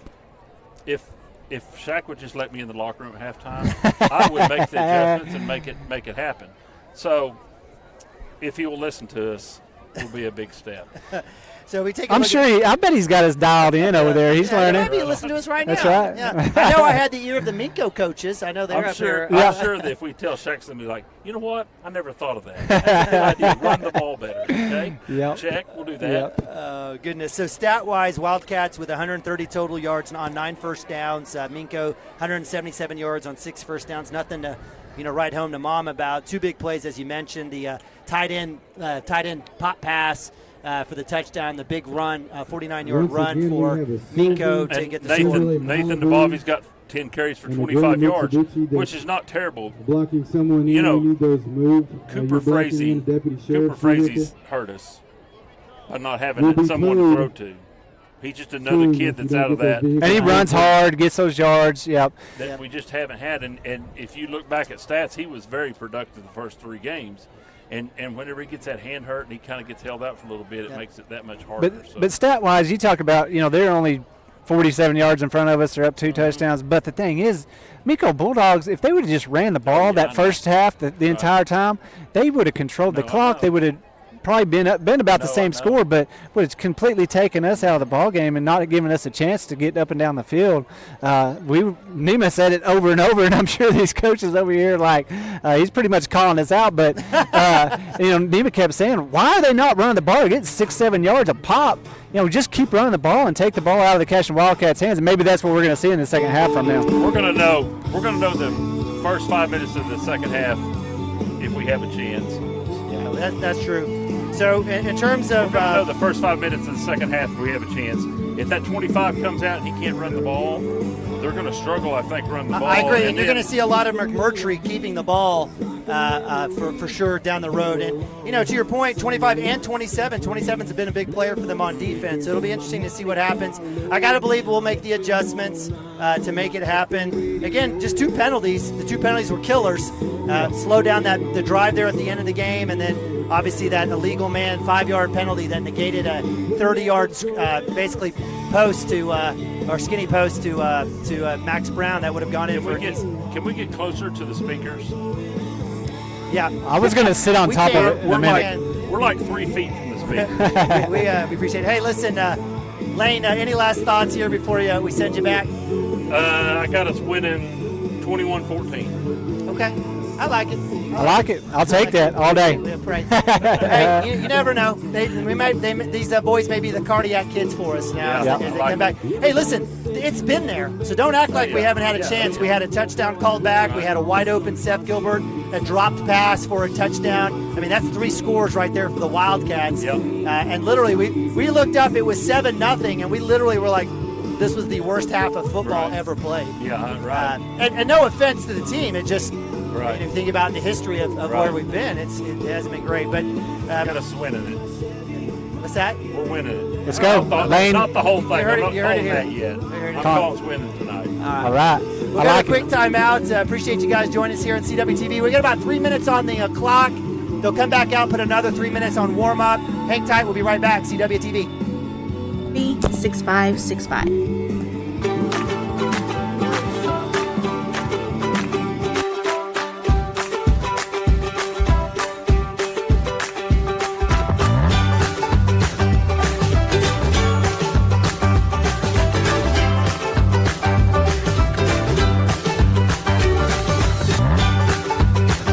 Stream with Oklahoma's #1 high school streaming service, Squirtle.tv. Find out more at Squirtle.com/stream.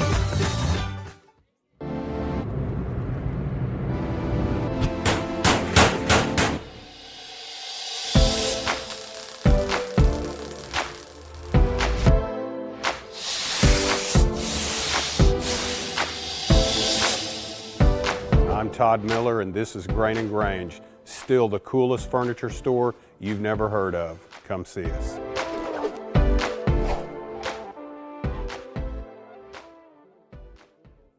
Legacy Insurance and Financial Services is proud to be on Main Street in Cashion, Oklahoma, supporting our Wildcats while writing business throughout Oklahoma and surrounding states. Legacy agents who share over 40 years of experience will shop many carriers to fulfill all of your insurance and investment needs. We welcome face-to-face meetings, but if your needs require an online virtual relationship, we are versed at those too. Let the team of Chris Gibson, Chris Cochran, Aaron Phoenix, and Christina Branson at Legacy Insurance and Financial Services help you build your own legacy, one you will be proud to live and to leave.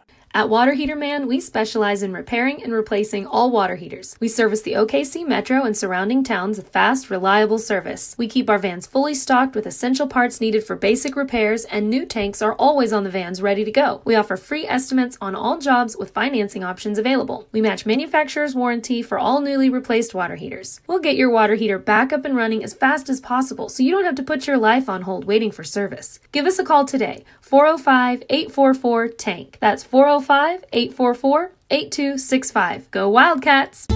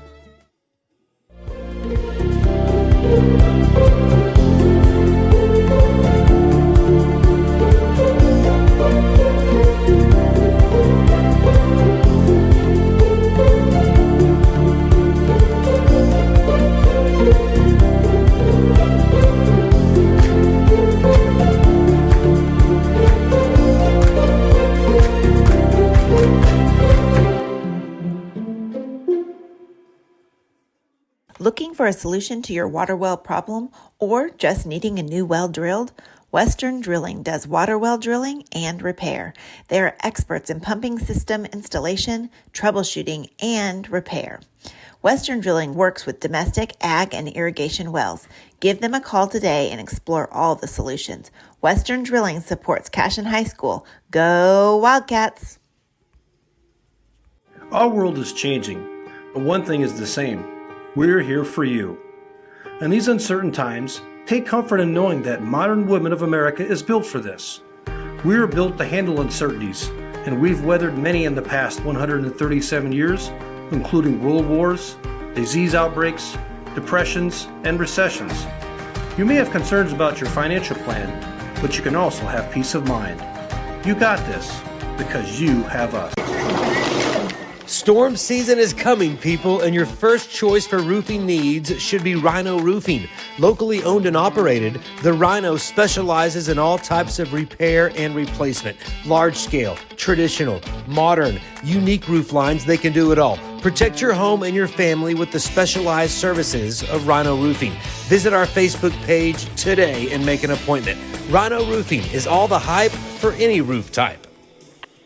All right, so welcome back to Minco, Oklahoma. Cashion Wildcat Football 2022 as the Wildcats go to the second half here. We'll have the start here very soon, down 14-0. Wildcats will be kicking off.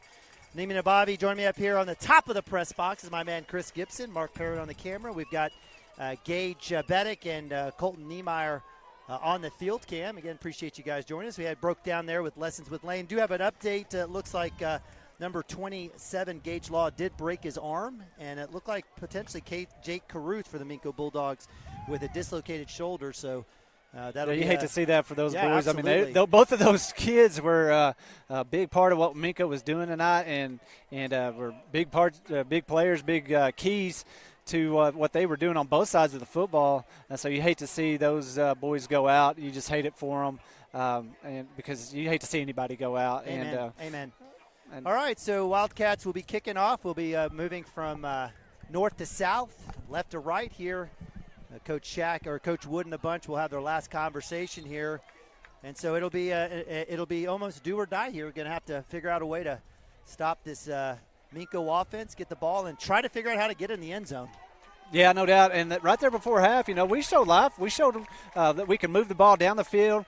We had it in the hands of Camden Maroney right there at the goal line, and just didn't finish. And so I think we talked about it a little bit at halftime. We had 3 shots. We had the pass that was called back for illegal man downfield. I went back and looked at it. You can be 3 yards down the field, I think, if you're a lineman. I think we were close. I mean, it was close, like 3.5. If you are that close in a high school football game and you're calling it, I just don't understand that call. But maybe that's something they say to watch. I don't know. But you know what? We had our shots that first half. The second half, we're going to come out and capitalize on every little thing, I have a feeling. Return back. Looks like Birchfield's got a lane. If he can't get off, Nabavi's definitely will have the hold call. It was easy call there. As it looks like number 33, Carson Littlejohn, had every part of Nabavi wrapped up except the inside shoulder. It'll be holding. Great return there by Birchfield as he gets it across midfield, but that'll be step off.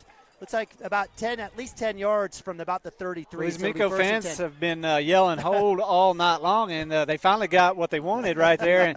And when you are out there blocking and the kid gets around the edge and you are still holding on, and then you see the flag and you throw your arms up that big, I'm going to usually say you're pretty guilty. But right there, good job by the Cashion Wildcats to get down there and get that stop, and now you've got them backed up. Let's have a big defensive stop here and get the ball with good field position. Birchfield jet sweep comes back. Brown on him, going up top, and that'll be overshot.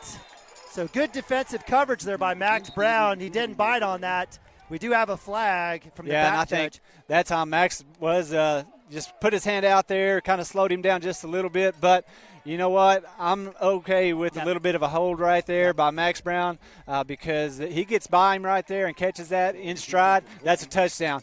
And right there, you don't want to see early on in the game, you saw Kai Gilbert get over the top right there and be able to go up and have a chance to knock that down or intercept it.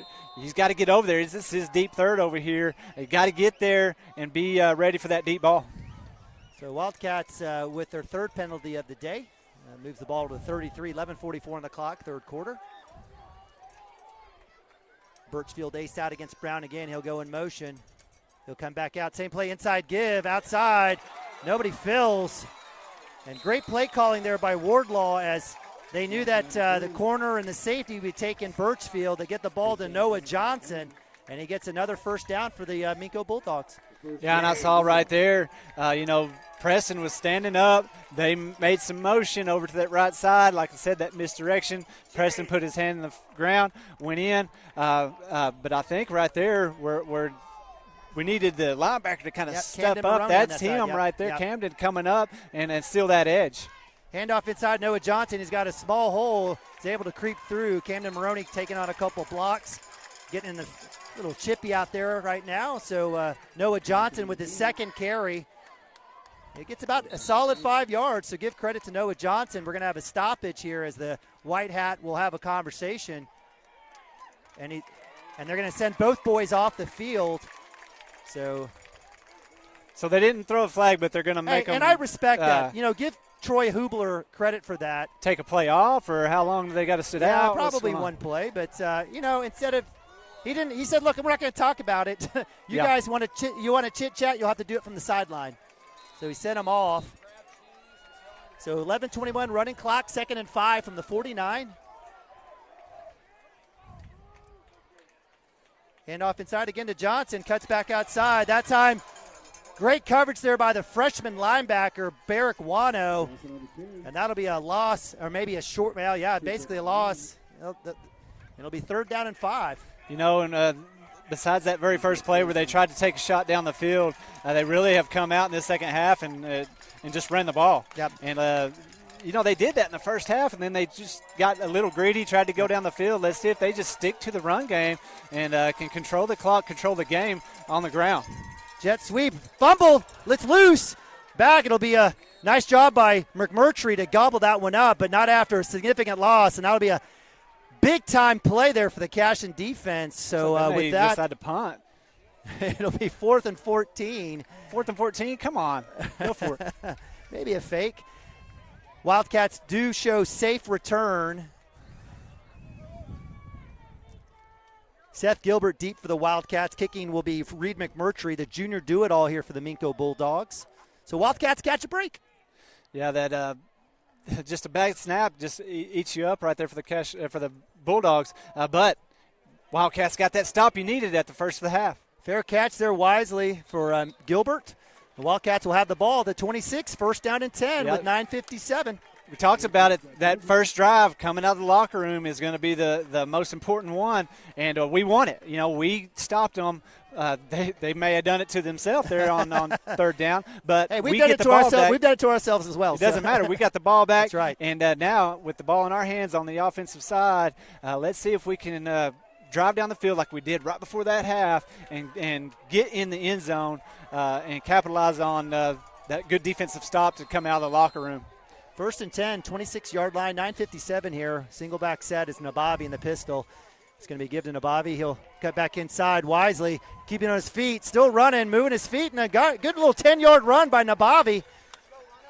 Yeah, great job right there by Preston Cotter coming through, pulling, creating a hole, and then Nathan just being patient, waiting for something to open up, and then just put his head down and keep those feet driving to get the first down. 1st and 10, 9:37, another given to Bobby. He'll cut back across the lane. No face mask call. He'll be tackled after a gain of about 2 or 3, and looks like we've got another Minco player slow to get up. That's number 70, Ashton Taylor. So gain of 3 for Nabavi. 2nd and 7, 9:20 here. Wildcats coming out with the run. Get it all the way to the 40-yard line. Snap, another give to Nabavi left side. Cuts back out, spin move. He'll fall forward for about a yard and a half. He was still on his feet. Looks like they'll call him down, and it'll be 3rd down and about 6. Yeah, now that you got those boys up front really kind of winded, now let's see if you drop back, let Chance try to find something deep down the field, get some combo routes out there, 10, 15 yards down the field, because those boys up front for Minco are wore out, and maybe give Chance a little bit more time to throw the ball. Nabavi he's tackled from behind, doesn't have a chance. And what is that? Whistle thrown down. Nope. Ridiculous. Yeah, you get wrapped up, and forward progress is completely stopped. We heard the whistle. It gets slung down and thrown in the dirt. Yep. No call. They let now that one go. Down. So Fourth down and about 8 here for the Wildcats. Punt situation here is, I was kind of assuming maybe a situation where they might throw a screen in at least instead of running. But 4th and 8, 8:06 here. So the Wildcats will punt deep as 18. That is Landon McMahon. High punt.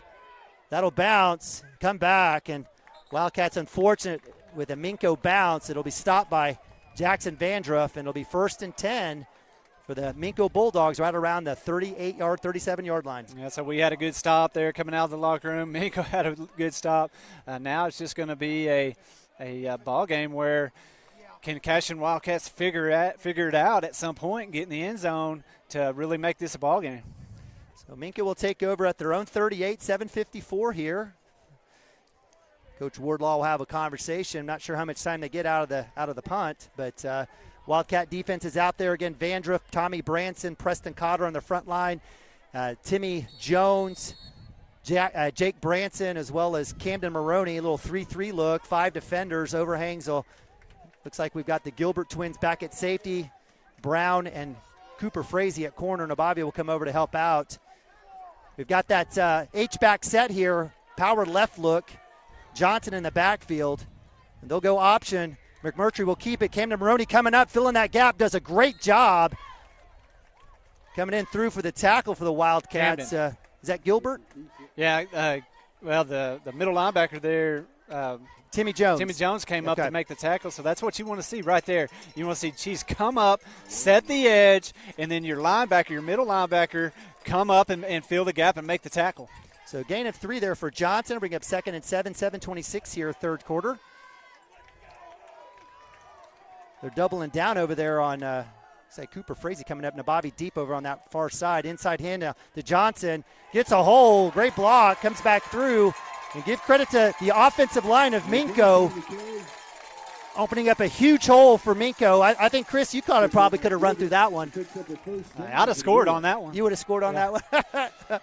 So into Cashion territory comes Minco Bulldogs. 7 minutes, third quarter running clock. Against Coach Wardlaw using every second of that play clock here as the Wildcats will reset. 41-yard line on the Cashion side. Any chance Coach changes up and go to a 4-man front here? Edge rush here as blitz is on. It's given behind the line of scrimmage. Jackson Vandruff gets a tackle for loss. We haven't called his name a lot today. That's a great play there by Jackson. Yeah, and if you watch, he's firing off the ball. I've seen a few times where he kind of gets turned. Looks like they got a little bit of hold on him. But, he just hasn't been able to do much. But they really haven't tested him on that side that much. You see a lot of it going to the left side. And Preston's done a good job sticking in his nose up there.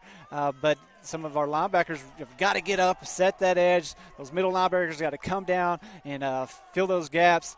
And from what I've seen, if I was Minco, I'd still keep running that ball.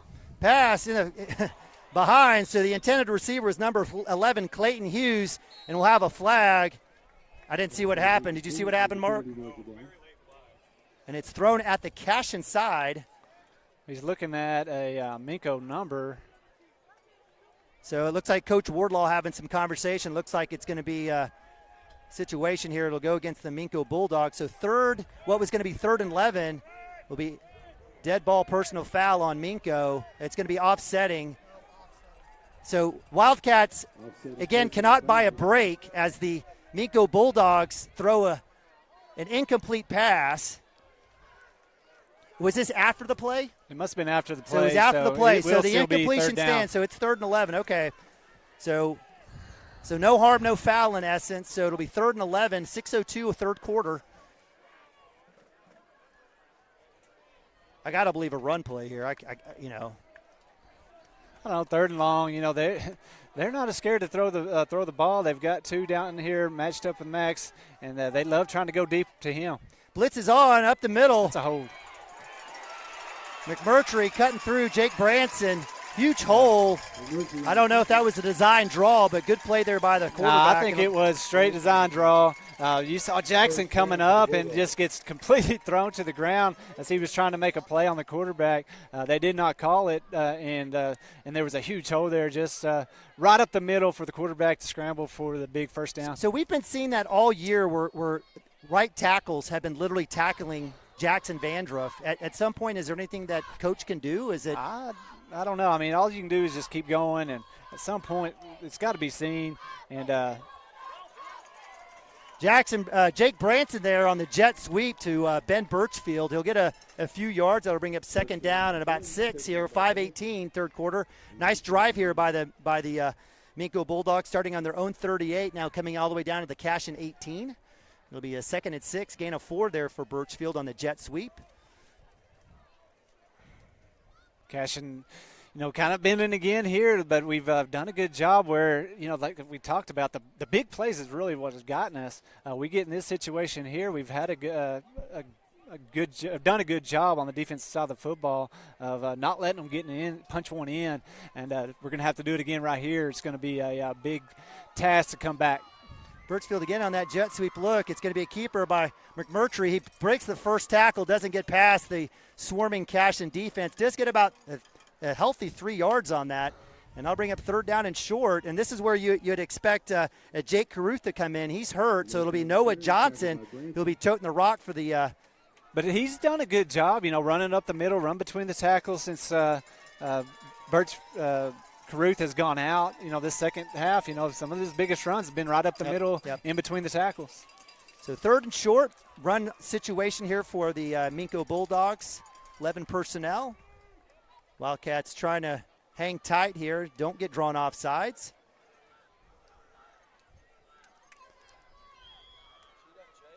Hand up, Johnson will come up.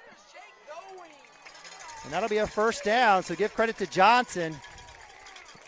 And if Coach Robinson asking for Jake Branson to scoot up there to fill that gap there. Yeah, right there. And what he's saying is, with nobody to cover over there, and that's your complete responsibility is that edge. Get on up there and be ready for that handoff, and you can come straight down the line and make the tackle. So Wildcats staying in that 3-man front. 10-yard line, 3:27, third quarter. Bulldogs in the red zone. Handoff, Johnson still carrying forward. Jackson Vandruff on the eventual tackle. It'll get to about the 5, so it'll be 2nd and goal from the 5-yard line. 3:12 running clock. And if you're Minco, you got those big boys, and they're just leaning on those guys up front.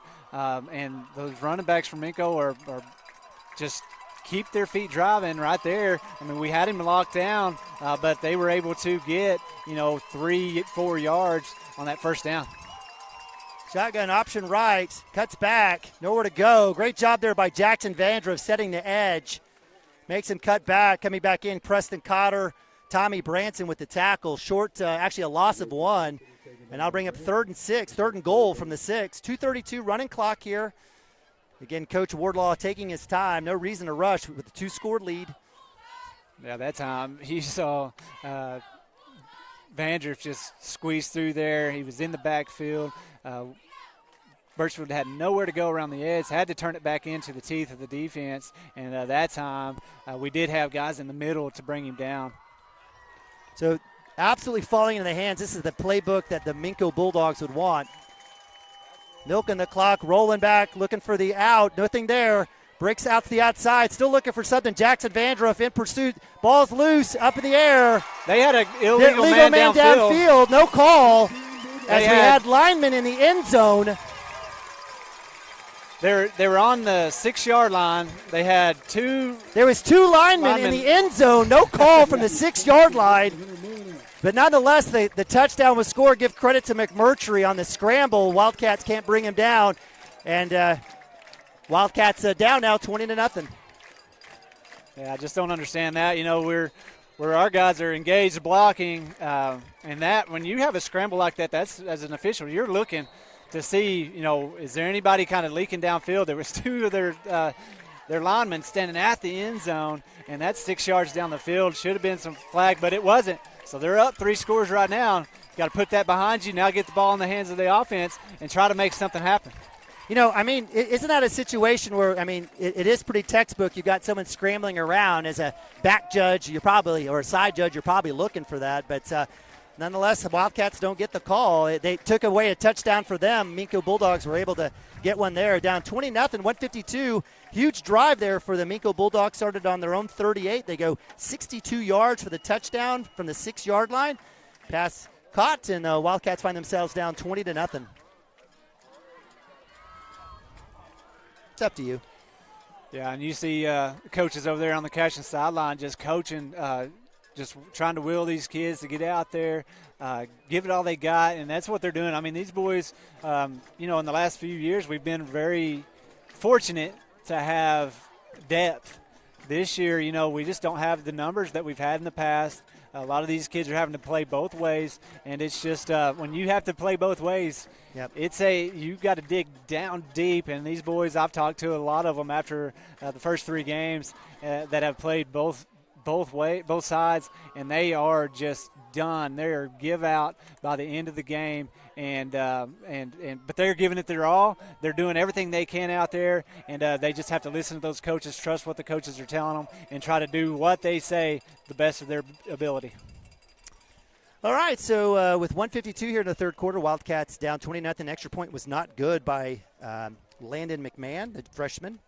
We did look at the instant replay. There was 2 linemen in the end zone right on the goal line, so no call there on the illegal man downfield, but the Wildcats will get a chance to try to cut in this lead. And like Lane Broadbent said, they yell holding, but they're not right.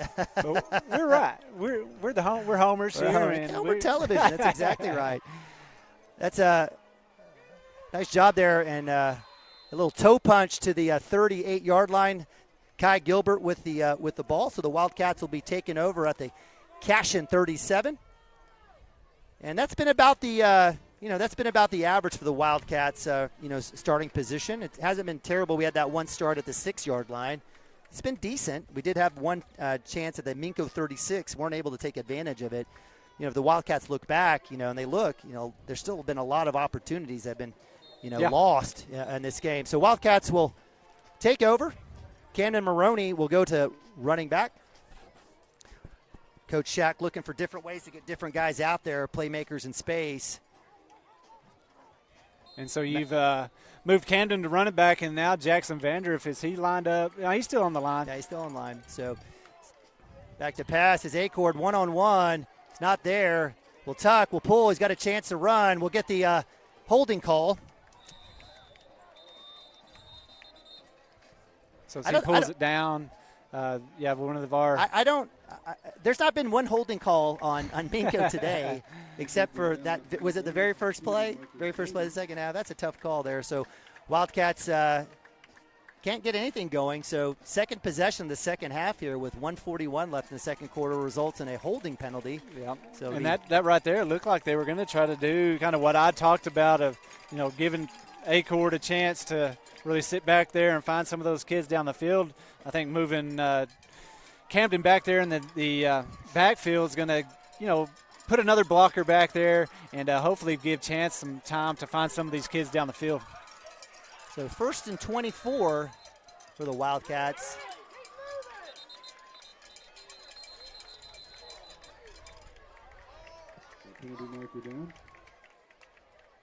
So it looks like we're going to have a false start here based on the Minco's coach's reaction up here on the top of the press box. So the Wildcats with another penalty, legal procedure, so that'll move it to 1st and 29. So the clock runs here, so 1:37, 1:36. Wildcats now staring at 1st and 29. So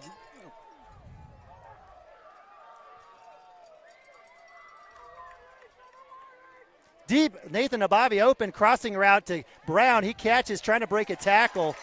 He's thrown down by number 32. Give credit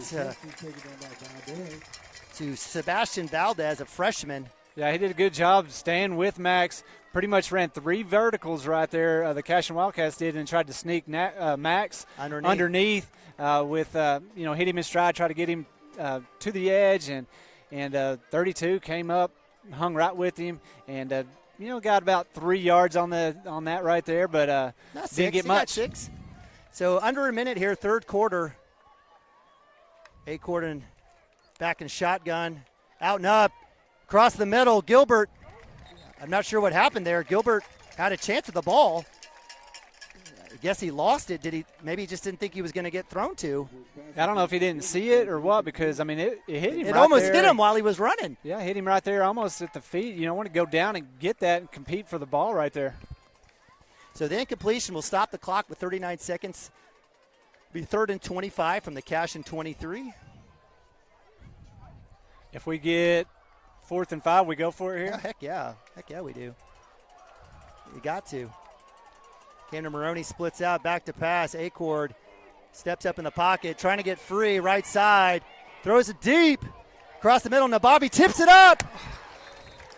That was great defense there by Nabavi, which was included for number 30. It looked like 33. Carson Littlejohn was the closest. Ball tipped up. Max Brown had a chance, and it falls to the ground. So it'll be 4th and 25. Yeah, there. So everything that you said, Chris, you got to be disciplined. Can't have penalties. Can't turn the ball over, and that's what the Wildcats have done this entire game. Yeah, I mean, and give credit to the Minco Bulldogs. They're bringing it. They're doing things that they need to do to win the ball game. And but man, you want to see some of those things that I was talking about as keys to the game really get cleaned up and give yourself a chance to win. Punt goes to 18. He comes backside. He's got a lane. Jake Branson there with the tackle. And it'll be a Minco ball right at the 50-yard line. Here we go. Give the Bulldogs back the ball right at the 50. Need to see the Cashion Wildcats come out here, get a stop, and then have the fourth quarter to really kind of figure things out and uncork it and get in the end zone. I mean, I don't think the Cashion Wildcats, I don't know how long it's been, probably since the Cashion Wildcats haven't put any points on the board. I've never seen a shutout, so and give credit to the Minco defense, but the Wildcats have had a lot of opportunities today and have shot themselves in the foot. So 1st and 10, 18 seconds here in the third quarter, down 20-0. Ball at midfield. Wildcats will go with a 4-man front now. It took them about 2 quarters too late, in my opinion. And then we'll have the jet sweep, keeper, and there's the tackle. Jackson Vandruff. So, at this point, you got to trust your DBs to be able to cover. Yep. Because, that's where they've been just eating you alive is running the football. And now you want to you got to do it. You got to take that away because if they are able to run the football, all they have to do is move the ball a few drives, and then there is not enough time for the Cashion Wildcats to come back and win this ball game. Yep. So with that, we'll go take a quick time out ourselves. The Wildcats find themselves down 20-0. Start of the fourth quarter. Be right back right after this. Absolute Pools, Lawns, and Landscape is not your ordinary pool builder. From traditional to exotic and anything in between, our staff offers paramount quality and service through the entire design and build process. We provide service to the entire OKC metro and surrounding towns. So relax, knowing our team is wholeheartedly committed to building a trusting and lasting relationship with you. Visit us on Facebook or give us a call today at 405-285-9729. Absolute Pools, Lawns, and Landscape. Cashion FBC is a church seeking to grow in Christ and our love for the body of Christ. With ministries from children to youth to adults, we strive to present the gospel in an engaging and meaningful way. Sunday school meets at 9:45 a.m. and worship starts at 11 a.m. Children and youth meet on Wednesdays at 6 p.m. Please check our website at cashionfbc.org for more information, and we hope to see you this Sunday, located a half-mile east of Cashion. All right, welcome back. Fourth quarter action about to start here at Cashion Wildcat TV. Cashion Football 2022 live from Minco, Oklahoma. Neiman Ababi, Chris Gibson, Mark Parrott up here on the top of the press box bringing tonight's action. Wildcats down 20-0. On defense here, 1st and 10 for the Bulldogs, the third possession of the second half. Jet sweep, we've seen that all night. Skeeper, they're going to go pass. Pressure's on, and Cooper Frazee, Timmy Jones, Jake Branson, another tackle for loss. Great coverage there by Gilbert out on number 11. Clayton Hughes. Nabavi on number 33, Carson Littlejohn, and nice work there by the Wildcats. Right there, they saw what we're doing on defense, and they tried to do something little, run past option there, and by the time he did his little play fake there, man, he was already getting bearing down on by the Cashion defense, and now we got to keep bringing the pressure and now we went back to that three-man front now, but it's 3rd and long, and you want to have those kids drop back into coverage. So Cashion Wildcats will get a defense. It looks like Coach Shack was trying to figure out why Max wasn't matched up with number 2. And we talked about this 3rd and long. Where's Minco going to go? Right? If they're not going to run the ball, they're going to be looking for number 2 to throw it to him. And so in that situation, I think Coach Shack saw that and didn't get the matchup that he needed. Yeah. And so he'll have to burn a very valuable timeout. And when you're down 3 scores, timeouts are like gold. So we'll leave it here, and Wildcats will huddle it up here. It'll be a quick one as Wildcats are been able to push back the Bulldogs, 3rd and 13, after they punt. Yes, sir. Oh, you're getting some bugs on me? Okay. You want to see that middle really, that middle linebacker, you want to keep an eye on that quarterback, because what hurt us earlier was just that quarterback pull it down, run the ball, kind of just open everything up, run it up the middle. So you want to have somebody, just that draw, that quarterback, just design quarterback draw, and you want to have somebody with eyes on him, make sure that he can't pull it down and pick up the big first down right here. All right, 2-by-2 for the Minco Bulldogs. Noah Johnson and pistol. Back to pass. It's McMurtry. Pressure's on. He's going to try to let it go. Jackson Vandrift's there. And guess who? Jake Branson. We've called his name. Great job on the cleanup there. And that'll be another tackle for loss. Great coverage there by the Cashion DBs. It'll be 4th and super long, about 16 here, 17. Running clock, 11-1. And it's do or die time. I'm telling you right here, this is Wildcats. If there's any chance to get back in it, it's going to be with this. It's going to have to be with this possession. Yeah, if there's any chance right here for the Cashion Wildcats, you got to get it, score quick, and then get that ball back in your hands somehow. And let's see if the Cashion Wildcat offense doesn't open it up down the field. They brought Camden back there to kind of give an extra blocker in the backfield. See if they don't do that again to give Chance McMurtry a shot to throw it down the field. Well, this one doesn't roll to the 6-yard line, but Wildcats are fortuitous. They actually stopped. It looked like it was probably more close to the 40-yard line, and they'll give it the Wildcats right at the 36. So 1st and 10, 10:31.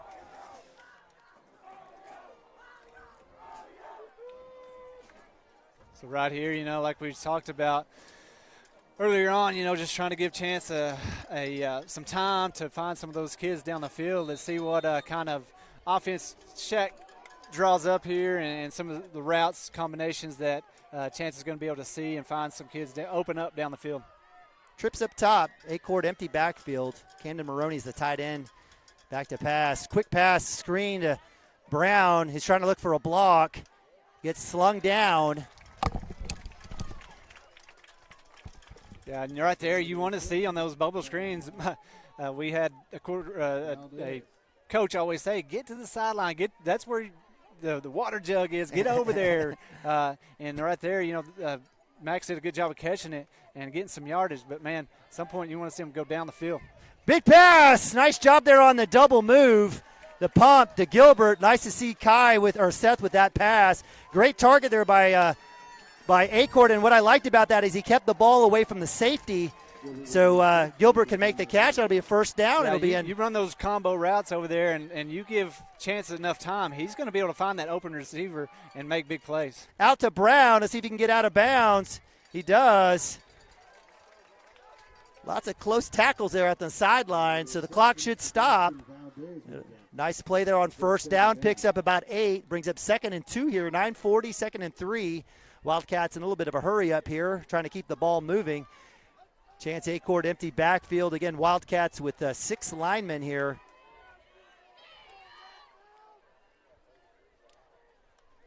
A-Court back to pass. Plenty of time. Across the middle. Looks like we had Max Brown open on that one. Comes across the middle. Intended receiver was Seth Gilbert. Coverage there by number 23. Yeah, and I think right there, Dustin what Chance saw was an opportunity just to pick up the first down. Yep, I agree. He pulled the trigger there. Minco was close enough to stick a hand in there and knock it out. Now, 3rd down. Let's see if what we can draw up and see if we can find something down the field. A-Court in at shotgun, trying to get away from Taylor. Throws it out, gets the catch there to Brown. He'll get about 1 yard on the forward progress. That'll bring up 4th and 1. And give credit to number 70, Ashton Taylor. he's going to earn the double Whopper with cheese after this game. That kid has been going hard since the beginning of this football game, and he's going to get a little breather right here. So 4th and 2, 9 minutes on the clock. Wildcats still in empty. Acord shotgun. He'll go ahead and keep it wisely. We'll get the first down. Great call there. And they say he's down. We heard a whistle, among other things. But you know what? If you want to give it to Cotter, we'll take it. Yeah, get an extra yard or two there for Cotter. All right, so first down, 8:58. I don't know why the clock is rolling. Should have stopped with the first down. Maybe I'm missing something. Maybe that's just college. I don't know. No, that's high school football, but that's all right. Right here, I like this offense where you're going to give max protection to double Chance move and give him an opportunity to find somebody down the field.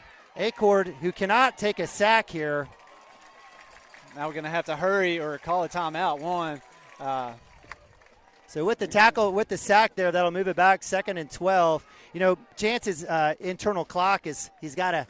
Yeah, but you got to think too. He doesn't know where to throw it because if you just do throw it up, it could be intentional. Well, then grounding. tuck and go. Tuck and go. So in those situations, get to the sideline. Swing. Looks like Acord again looking across the middle. Tip ball. And Seth Gilbert falls. Wildcats cannot catch a break on the tip. I guess they do get the break, not an interception. Not an interception, but, man, right there, Chance saw him come open, and you got to put a little bit of air under that right there because those Minco Bulldogs are kind of falling all back into coverage, and you got to put a little bit of air, but he was trying to put it on a rope onto Seth and just got tipped. And, man, if Seth keeps his feet right there, it tips right into his hands for an touchdown. Maroney in the backfield, 8:07. 3rd down and long. Acord in the pocket, little pump. Screen. Goes deep in the corner. Max Brown nowhere near. Good coverage there by McMurtry. And that'll be 4th down. Yeah, 4th down. I mean, we're going to call it timeout or no, we're not going to punt. I saw a Chance going off to the sideline. I know we're not punting here, but we've got a 12, what is that, 13-yard play in our back pocket? We do. It's there. Boys are gassed, but they'll have to figure it out. So 4th and 13 from the 27. 7:58 here, 4th quarter. Wildcats looking for their first score of the game. They just need a first down here. Let's see if they can keep it going. Acord back to pass. 4-man rush. Out route. Gilbert, he'll catch. He'll move forward. He's loose to the 5. Tackle from behind. Great effort there by number 22. Carter Pate, but it's enough for a big-time first down for the Cashion Wildcats. Yeah, great job right there. Great route by Seth Gilbert out there, and great job by Chance to step up in the pocket, deliver a strike there for the first down. 1st and goal from the 4. Keeper by Acord. Will he get in? He's just short. Falls sideways. So it'll be 2nd and goal from the 1. Wildcats, same formation. Give to Maroney. He'll dive over. He's in. It is. Touchdown. Cashion Wildcats. So with 7:30 left, they finally get in. The Wildcats just find themselves down 13, 20-6. Right there, great drive. I like how they just said forget the run. We're going to line you back up out back there in the backfield, Chance, and you're going to have time to try to throw the ball down the field. And then, I think the more that they do that, Chance is a quick kid, fast kid. If he can pull it down and get some big runs with his feet too, that's going to be something that the Cashion Wildcats are going to have to do. 2-point conversion, out route to Brown. It's caught. Got him. He gets it. So the Wildcats passing on the extra point, go for 2. They get it. And it cuts the lead to 12, 20-8 with 7:30. Onside kick time? I think you got time. You got 2 timeouts, so you kick it deep. You can stop them. We line up and just stop the run and make them pass the ball. If they're going to throw the ball, it's going to stop the clock anyway. So I say you kick it deep. You got those 2 timeouts. Try to get the ball back with, 6 minutes left. And 5.5, you got to go down and score quick. Then it's onside kick time. Okay. But Cashion Wildcats onside kick every single time anyway. So I have a feeling we might see pop it up high, let the kids get out there and try to go up and get it. I just don't know if we'll see that bouncer on the sideline just yet or not. All right, so the Wildcats go 64 yards, a 1-yard touchdown run by Camden Maroney. 10th possession. It took 10 possessions to get that first score. So Wildcats will be kicking off from the 40, again moving from south to north. Minco Bulldogs will be receiving. 10 possessions to get that first score, but you moved the ball down the field. You had an opportunity. You had one called back on a touchdown, on a flag, one touchdown called back on a illegal man downfield, and then you had one dropped in the end zone. 2 yards from the end zone. So we were moving the ball. Yes, it took 10 to get in the end zone, but they figured it out, got down the field, and going to give our chance an offside kick. Nope. Yeah, so onside, and I'm okay with that right there. Yeah. Had a chance to run that one down. So the ball will be down at the 40-yard line. Minco will take over 1st and 10 with 7:28. I think a few more seconds ran off the clock there than they needed to, but that's what happens here in Class A football, when somebody's uncle or daddy's running the clock. We've seen it. That doesn't happen in Cashion, though. Our guys, Tishner is Dirk Fippin's fantastic. Yes, absolutely. All right, so Wildcats need to bow up. 2 timeouts left, 7:28 on the clock.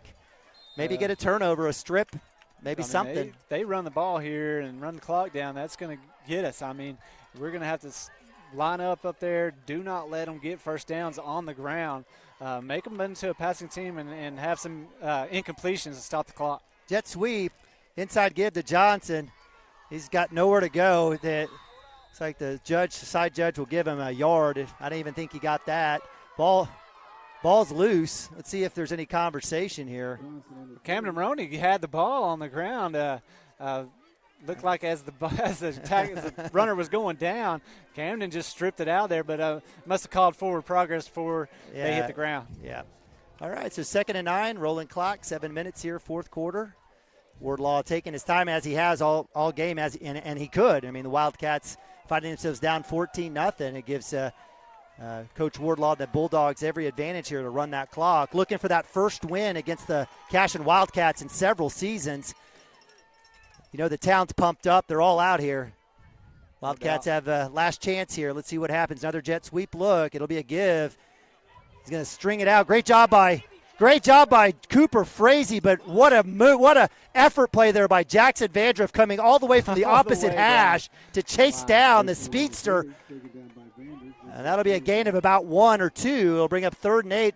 Coach Shackelford hanging on to the timeouts. 6:14 on the clock. Do you pass it if you're Minco? I'm still running the ball right here. Put it on the ground. Keep eating that clock. And, you've had opportunities in this game to keep running the ball, 3rd and 4th down, and they've tried to throw it, and it's kind of bit them. But right here with the clock running down, you got a 2-score lead. Let's see if they don't try to run the ball, try to eat some more clock. Wildcats will have to watch the snap. There'll be a keeper. Maroney right there with the tackle for loss.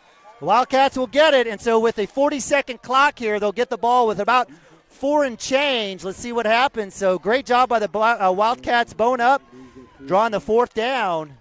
We'll have a chance here. Doesn't look like the Cashion Wildcats are going to call a timeout. They're going to let it run, and like you said, you're going to get the ball back with about just under 5 minutes left in the half. In the game, and if you can go down and score quick, you definitely give yourself an opportunity to get the ball back in your hands down, make it a 1-score ball game.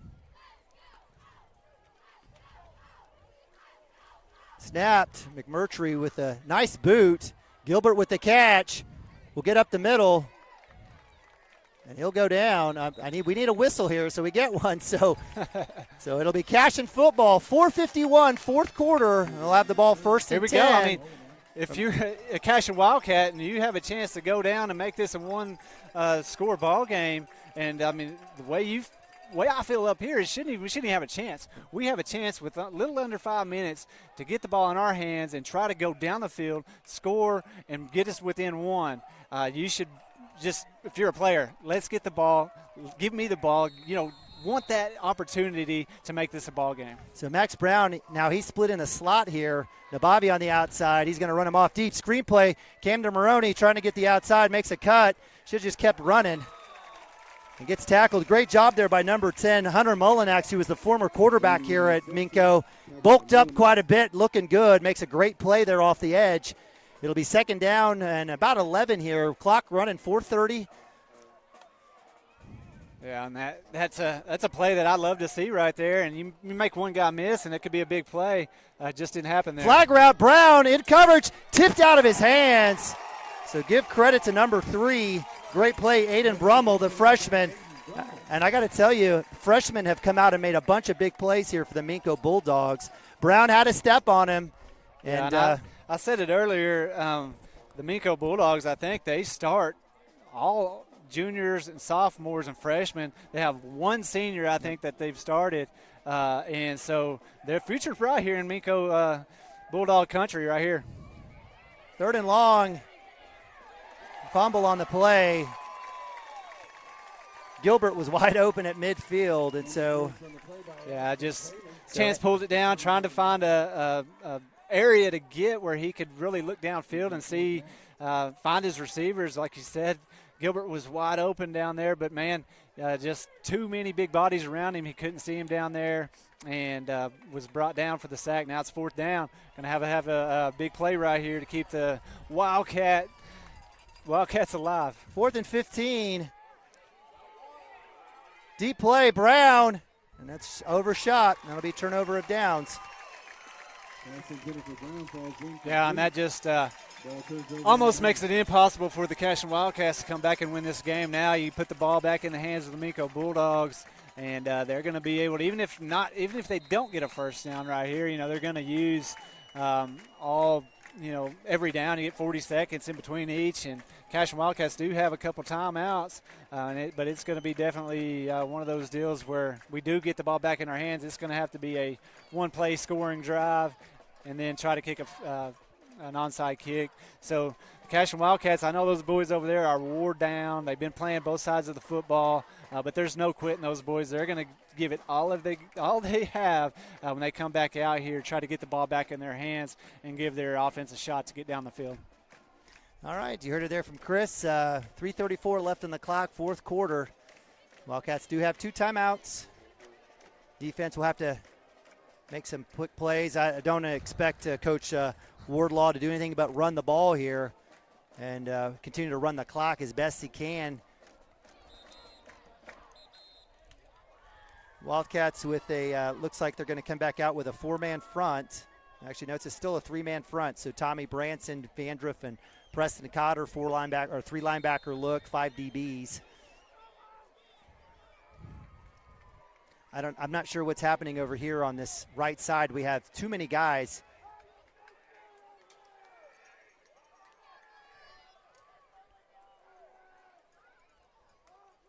So option right, keeper McMurtry, Jackson Vandruff, Cooper Frazee does a great job of. He's done very well cutting up the McMurtry keeper. Jack Branson with another tackle on the night coming off the edge there at linebacker. It's a gain of about 1. Clock running. They don't have to snap the ball until about 2 minutes and about 40 seconds. Wildcats will then have to get a stop and use one of their 2 timeouts. Yeah, you get a stop right here. I think you might call a timeout. But it's 4-down territory, so yeah, they may have to continue to run this one down. We'll see what happens.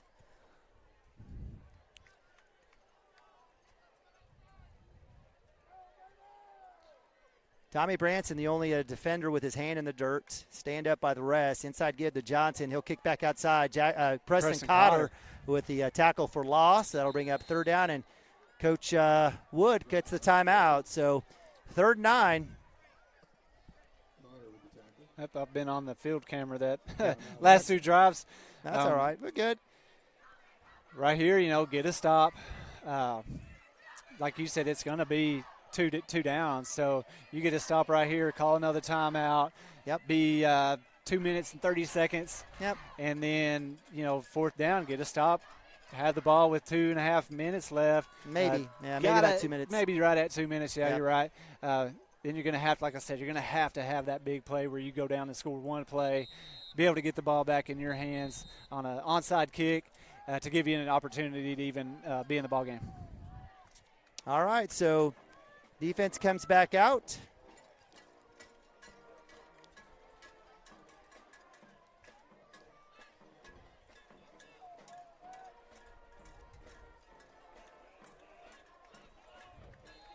Third and 10, 2:39.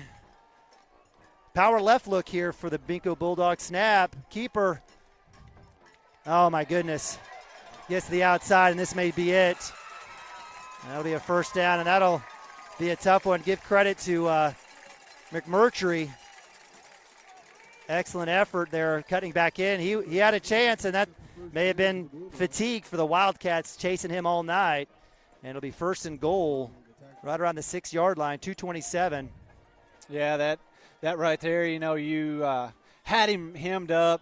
He just slick, got outside there and got the first down, and that's just putting it out of reach for the Cashion Wildcats tonight. What did your one of your kids text you the other day at the Pawhuska game? After the Pawhuska game? I hate losing. Yeah, me too. It just – when you're used to winning all of the time. But what I do love about this Cashion Wildcat team is the effort and the max effort every single play all the way to the very end here. And that's what I'm going to hang my hat on is, they're used to winning too. Those boys aren't used to losing. And for them to keep playing this hard all the way to the very end and give it all they've got on both sides of the football, a lot of those kids, you have nothing to hang your head about if you're a Cashion Wildcat. So with the handoff to Hunter Johnson, I'm not sure if Coach Wardlaw needs to run a play. I mean, he risks getting a fumble. I think this is more like victory formation here. Yeah, I bet you they just down it, take it to the locker room, or take it to the victory circle for the Minco Bulldogs. So Wildcats will move to 1-3 on this season. A very important or a very significant loss in district play. They will hand it off as they try to get the score, and they do. So Hunter Johnson with the meaningless 6-yard touchdown. As they say, karma is a son of a gun, but give credit to Johnson and Wardlaw. They've had, I want to say at least 5 seasons or 5 games in a row that they've lost. Wildcats in that 8-2 lead, probably exercising a lot of demons. And well, that's the thing is, Cashion Wildcats, even though we were 1-2, this is still their Super Bowl. I mean, this is the Minco Super Bowl. It is, absolutely. It's their homecoming, and they're fired up, and Cashion Wildcats are still going to get everybody's best shot because we put it to them. Put it to everybody for the last 4 or 5 years. That's right. And people see a chance to jump on the Cashion Wildcats. They're going to try to do it, and they're going to give it their best every single week in and week out. And the Cashion Wildcats are just going to have to figure out a way to respond, keep their head up, and really go out there and fight and make a season of it. I would do too. Adversity, you see the real character in a team and in individuals in adversity. And when things aren't going well, that's when you see the true person come out. So with this, Wildcats will file to 1-3. You hope that they can grow. Coming off of a bye week, I thought it was a perfect situation for the Wildcats to come in here and win. They looked sloppy, didn't play well, didn't take advantage of the few opportunities they had. And, you kind of hope they get back to practice and figure out how to take advantage of it. And, give credit to Minco here. They did everything they needed to win. This was a huge game for them, huge game. And so give credit to Coach Wardlaw and the group as they go to 1-0 here in the district and take advantage of that. Wildcats will have to lick their wounds and find themselves back on the road next week. Well, actually, I'm sorry, back home for homecoming against Watauga. Next week, yep. Is that right? Is it Watauga next week? No. Western Heights, Western right? Heights, yeah. Max Brown with the catch. He'll get to the 25, cut back up, get to the outside. He'll get it to about the 42-yard line. Got 55 seconds here. Cashion Wildcats might as well try to run some plays and move it down the field and try to score. Yep. For nothing else, get reps going against the defense doesn't want to let you score. Yeah. So get out there, go hard, and try to get one in the end zone here with a minute left. See, this is where, like, as a coach, I'm a little bit more conservative. I just take the win, run the clock out. Now I'm risking a player getting injured, a fumble. I get it. Add another meaningless touchdown. I get it. You haven't beaten a team in forever. Get the big win. Nabavi with a handoff. Again, absolutely no blocking up front as Ashton Taylor with another tackle behind the line of scrimmage. We'll run one more play here. Probably just going to run the ball again, let that go down, let that clock run out, and Minco's going to come away with the win. Like you said, it's been probably a long time. It's been a while, but the Minco Bulldogs earned it tonight. So Nabavi gets the first down there. That should stop the clock. They still run the clock. And Coach Shackelford says that's enough. We'll take it. So that'll be it as the Wildcats move to 1-3 with a 27-8 loss. Minco Bulldogs will move to 1-0 and 5-0 overall. So we'll get a quick timeout. And we'll break it down here in a couple seconds here on Cashion Wildcats TV. Dr. Matt Dieselhorst at Dieselhorst Sports and Orthopedics can help you get game day ready. Dr. Dieselhorst works with athletes of all ages, taking a coordinated approach to accelerate return to play and maximize athletic performance. His work with pros in sports training, injury prevention, bracing, functional rehabilitation, and imaging works seamlessly with his medical and surgical expertise. Get started by going to Dieselhorst Sports and Orthopedics. Let Dr. Matt Dieselhorst get you back on the field, backing all Oklahoma athletes on the field and off. Kyle and Gina Van Druff have the answers to all your real estate and insurance needs. These guys will have you covered in a one-stop shopping experience. They are local agents, local supporters, and active in the Cashion community. They are also proud parents of past and present Cashion students. Kyle and Gina help their clients make the right choice. Don't wait till it's too late. Call 405-607-4300. Go Wildcats and number 88. Let's have a great year. Walk it up. Get you some. For 31. All right, welcome back to WTV as we break it down here as the Wildcats fall to 1-3 on the season with a 27-8 defeat to the hands of the Minco Bulldogs here in Minco, Oklahoma on homecoming and blackout. This is a big win as we saw the student section rush the field. I don't think I've ever seen a high school rush the field, but you knew coming in this was a big deal for Minco. Somebody beats Cashion, they're going to do that. Oh, that's the thing. Is Cashion has been dominant team for the past 5 years. And you hadn't been able to beat them for 5 years. They're going to – hey, I'm a Tech fan, and Tech rushed the field against Houston. Hey, but I was like, you know what? I like to see that energy. That's just the energy from those kids. Those kids are excited. But, man. No judgment. I'm just saying it was a big win. Yeah, so it was a big win. Wildcats hustle back to the bus, get on board. They'll have to – Coach Shaq and the bunch will have plenty of film to watch. Maybe this is a day where you just throw the film away and start over. Really not impressed with anybody. I know we had some great highlights. Jake Branson was one that stands out to me on defense. Jackson Vandruff had some plays. Offensively, a couple of passes here and there, but really honestly, it was the mistakes. It was the penalties that stood out, and it was the Wildcats having a chance but continuing to shoot themselves in the foot. You'd like to think that might get corrected. If you're Coach Shaq, what's one area that you try to look at in practice week this week? Well, just, as far as I'm concerned, you want to make sure that front line is shored up and make sure that they're up there ready to come out and block. I mean, we see it year in, year out from Coach Robertson, how well that front line is coached and how they work as a unit. Some of those boys, like I said, have been we've talked about it all year. They've moved into those positions. They haven't played those positions before. But you're 5 games in now. You're going into game 5, or 4 games in now. You're going into game 5. That's something you want to see get shored up and be able to have a little bit of a run game to be able to open up some things in that passing game. Absolutely. So with that, we will break it down. I don't think we're going to have a visit from Coach Shaq. I think the team is definitely already on the bus in their, the bus/locker room, breaking it down. Again, the Wildcats just finished with 8 first downs on the day. Minco with 27. You saw that in the second half. They took care of business. Wildcats with a total of, looks like 212 yards to 266. I mean, the stats aren't going to tell you the story of the game. It was again, the Wildcats shooting themselves in the foot over and over again. Give credit to Coach Wardlaw. They exercise some demons, and they move on to 5-0.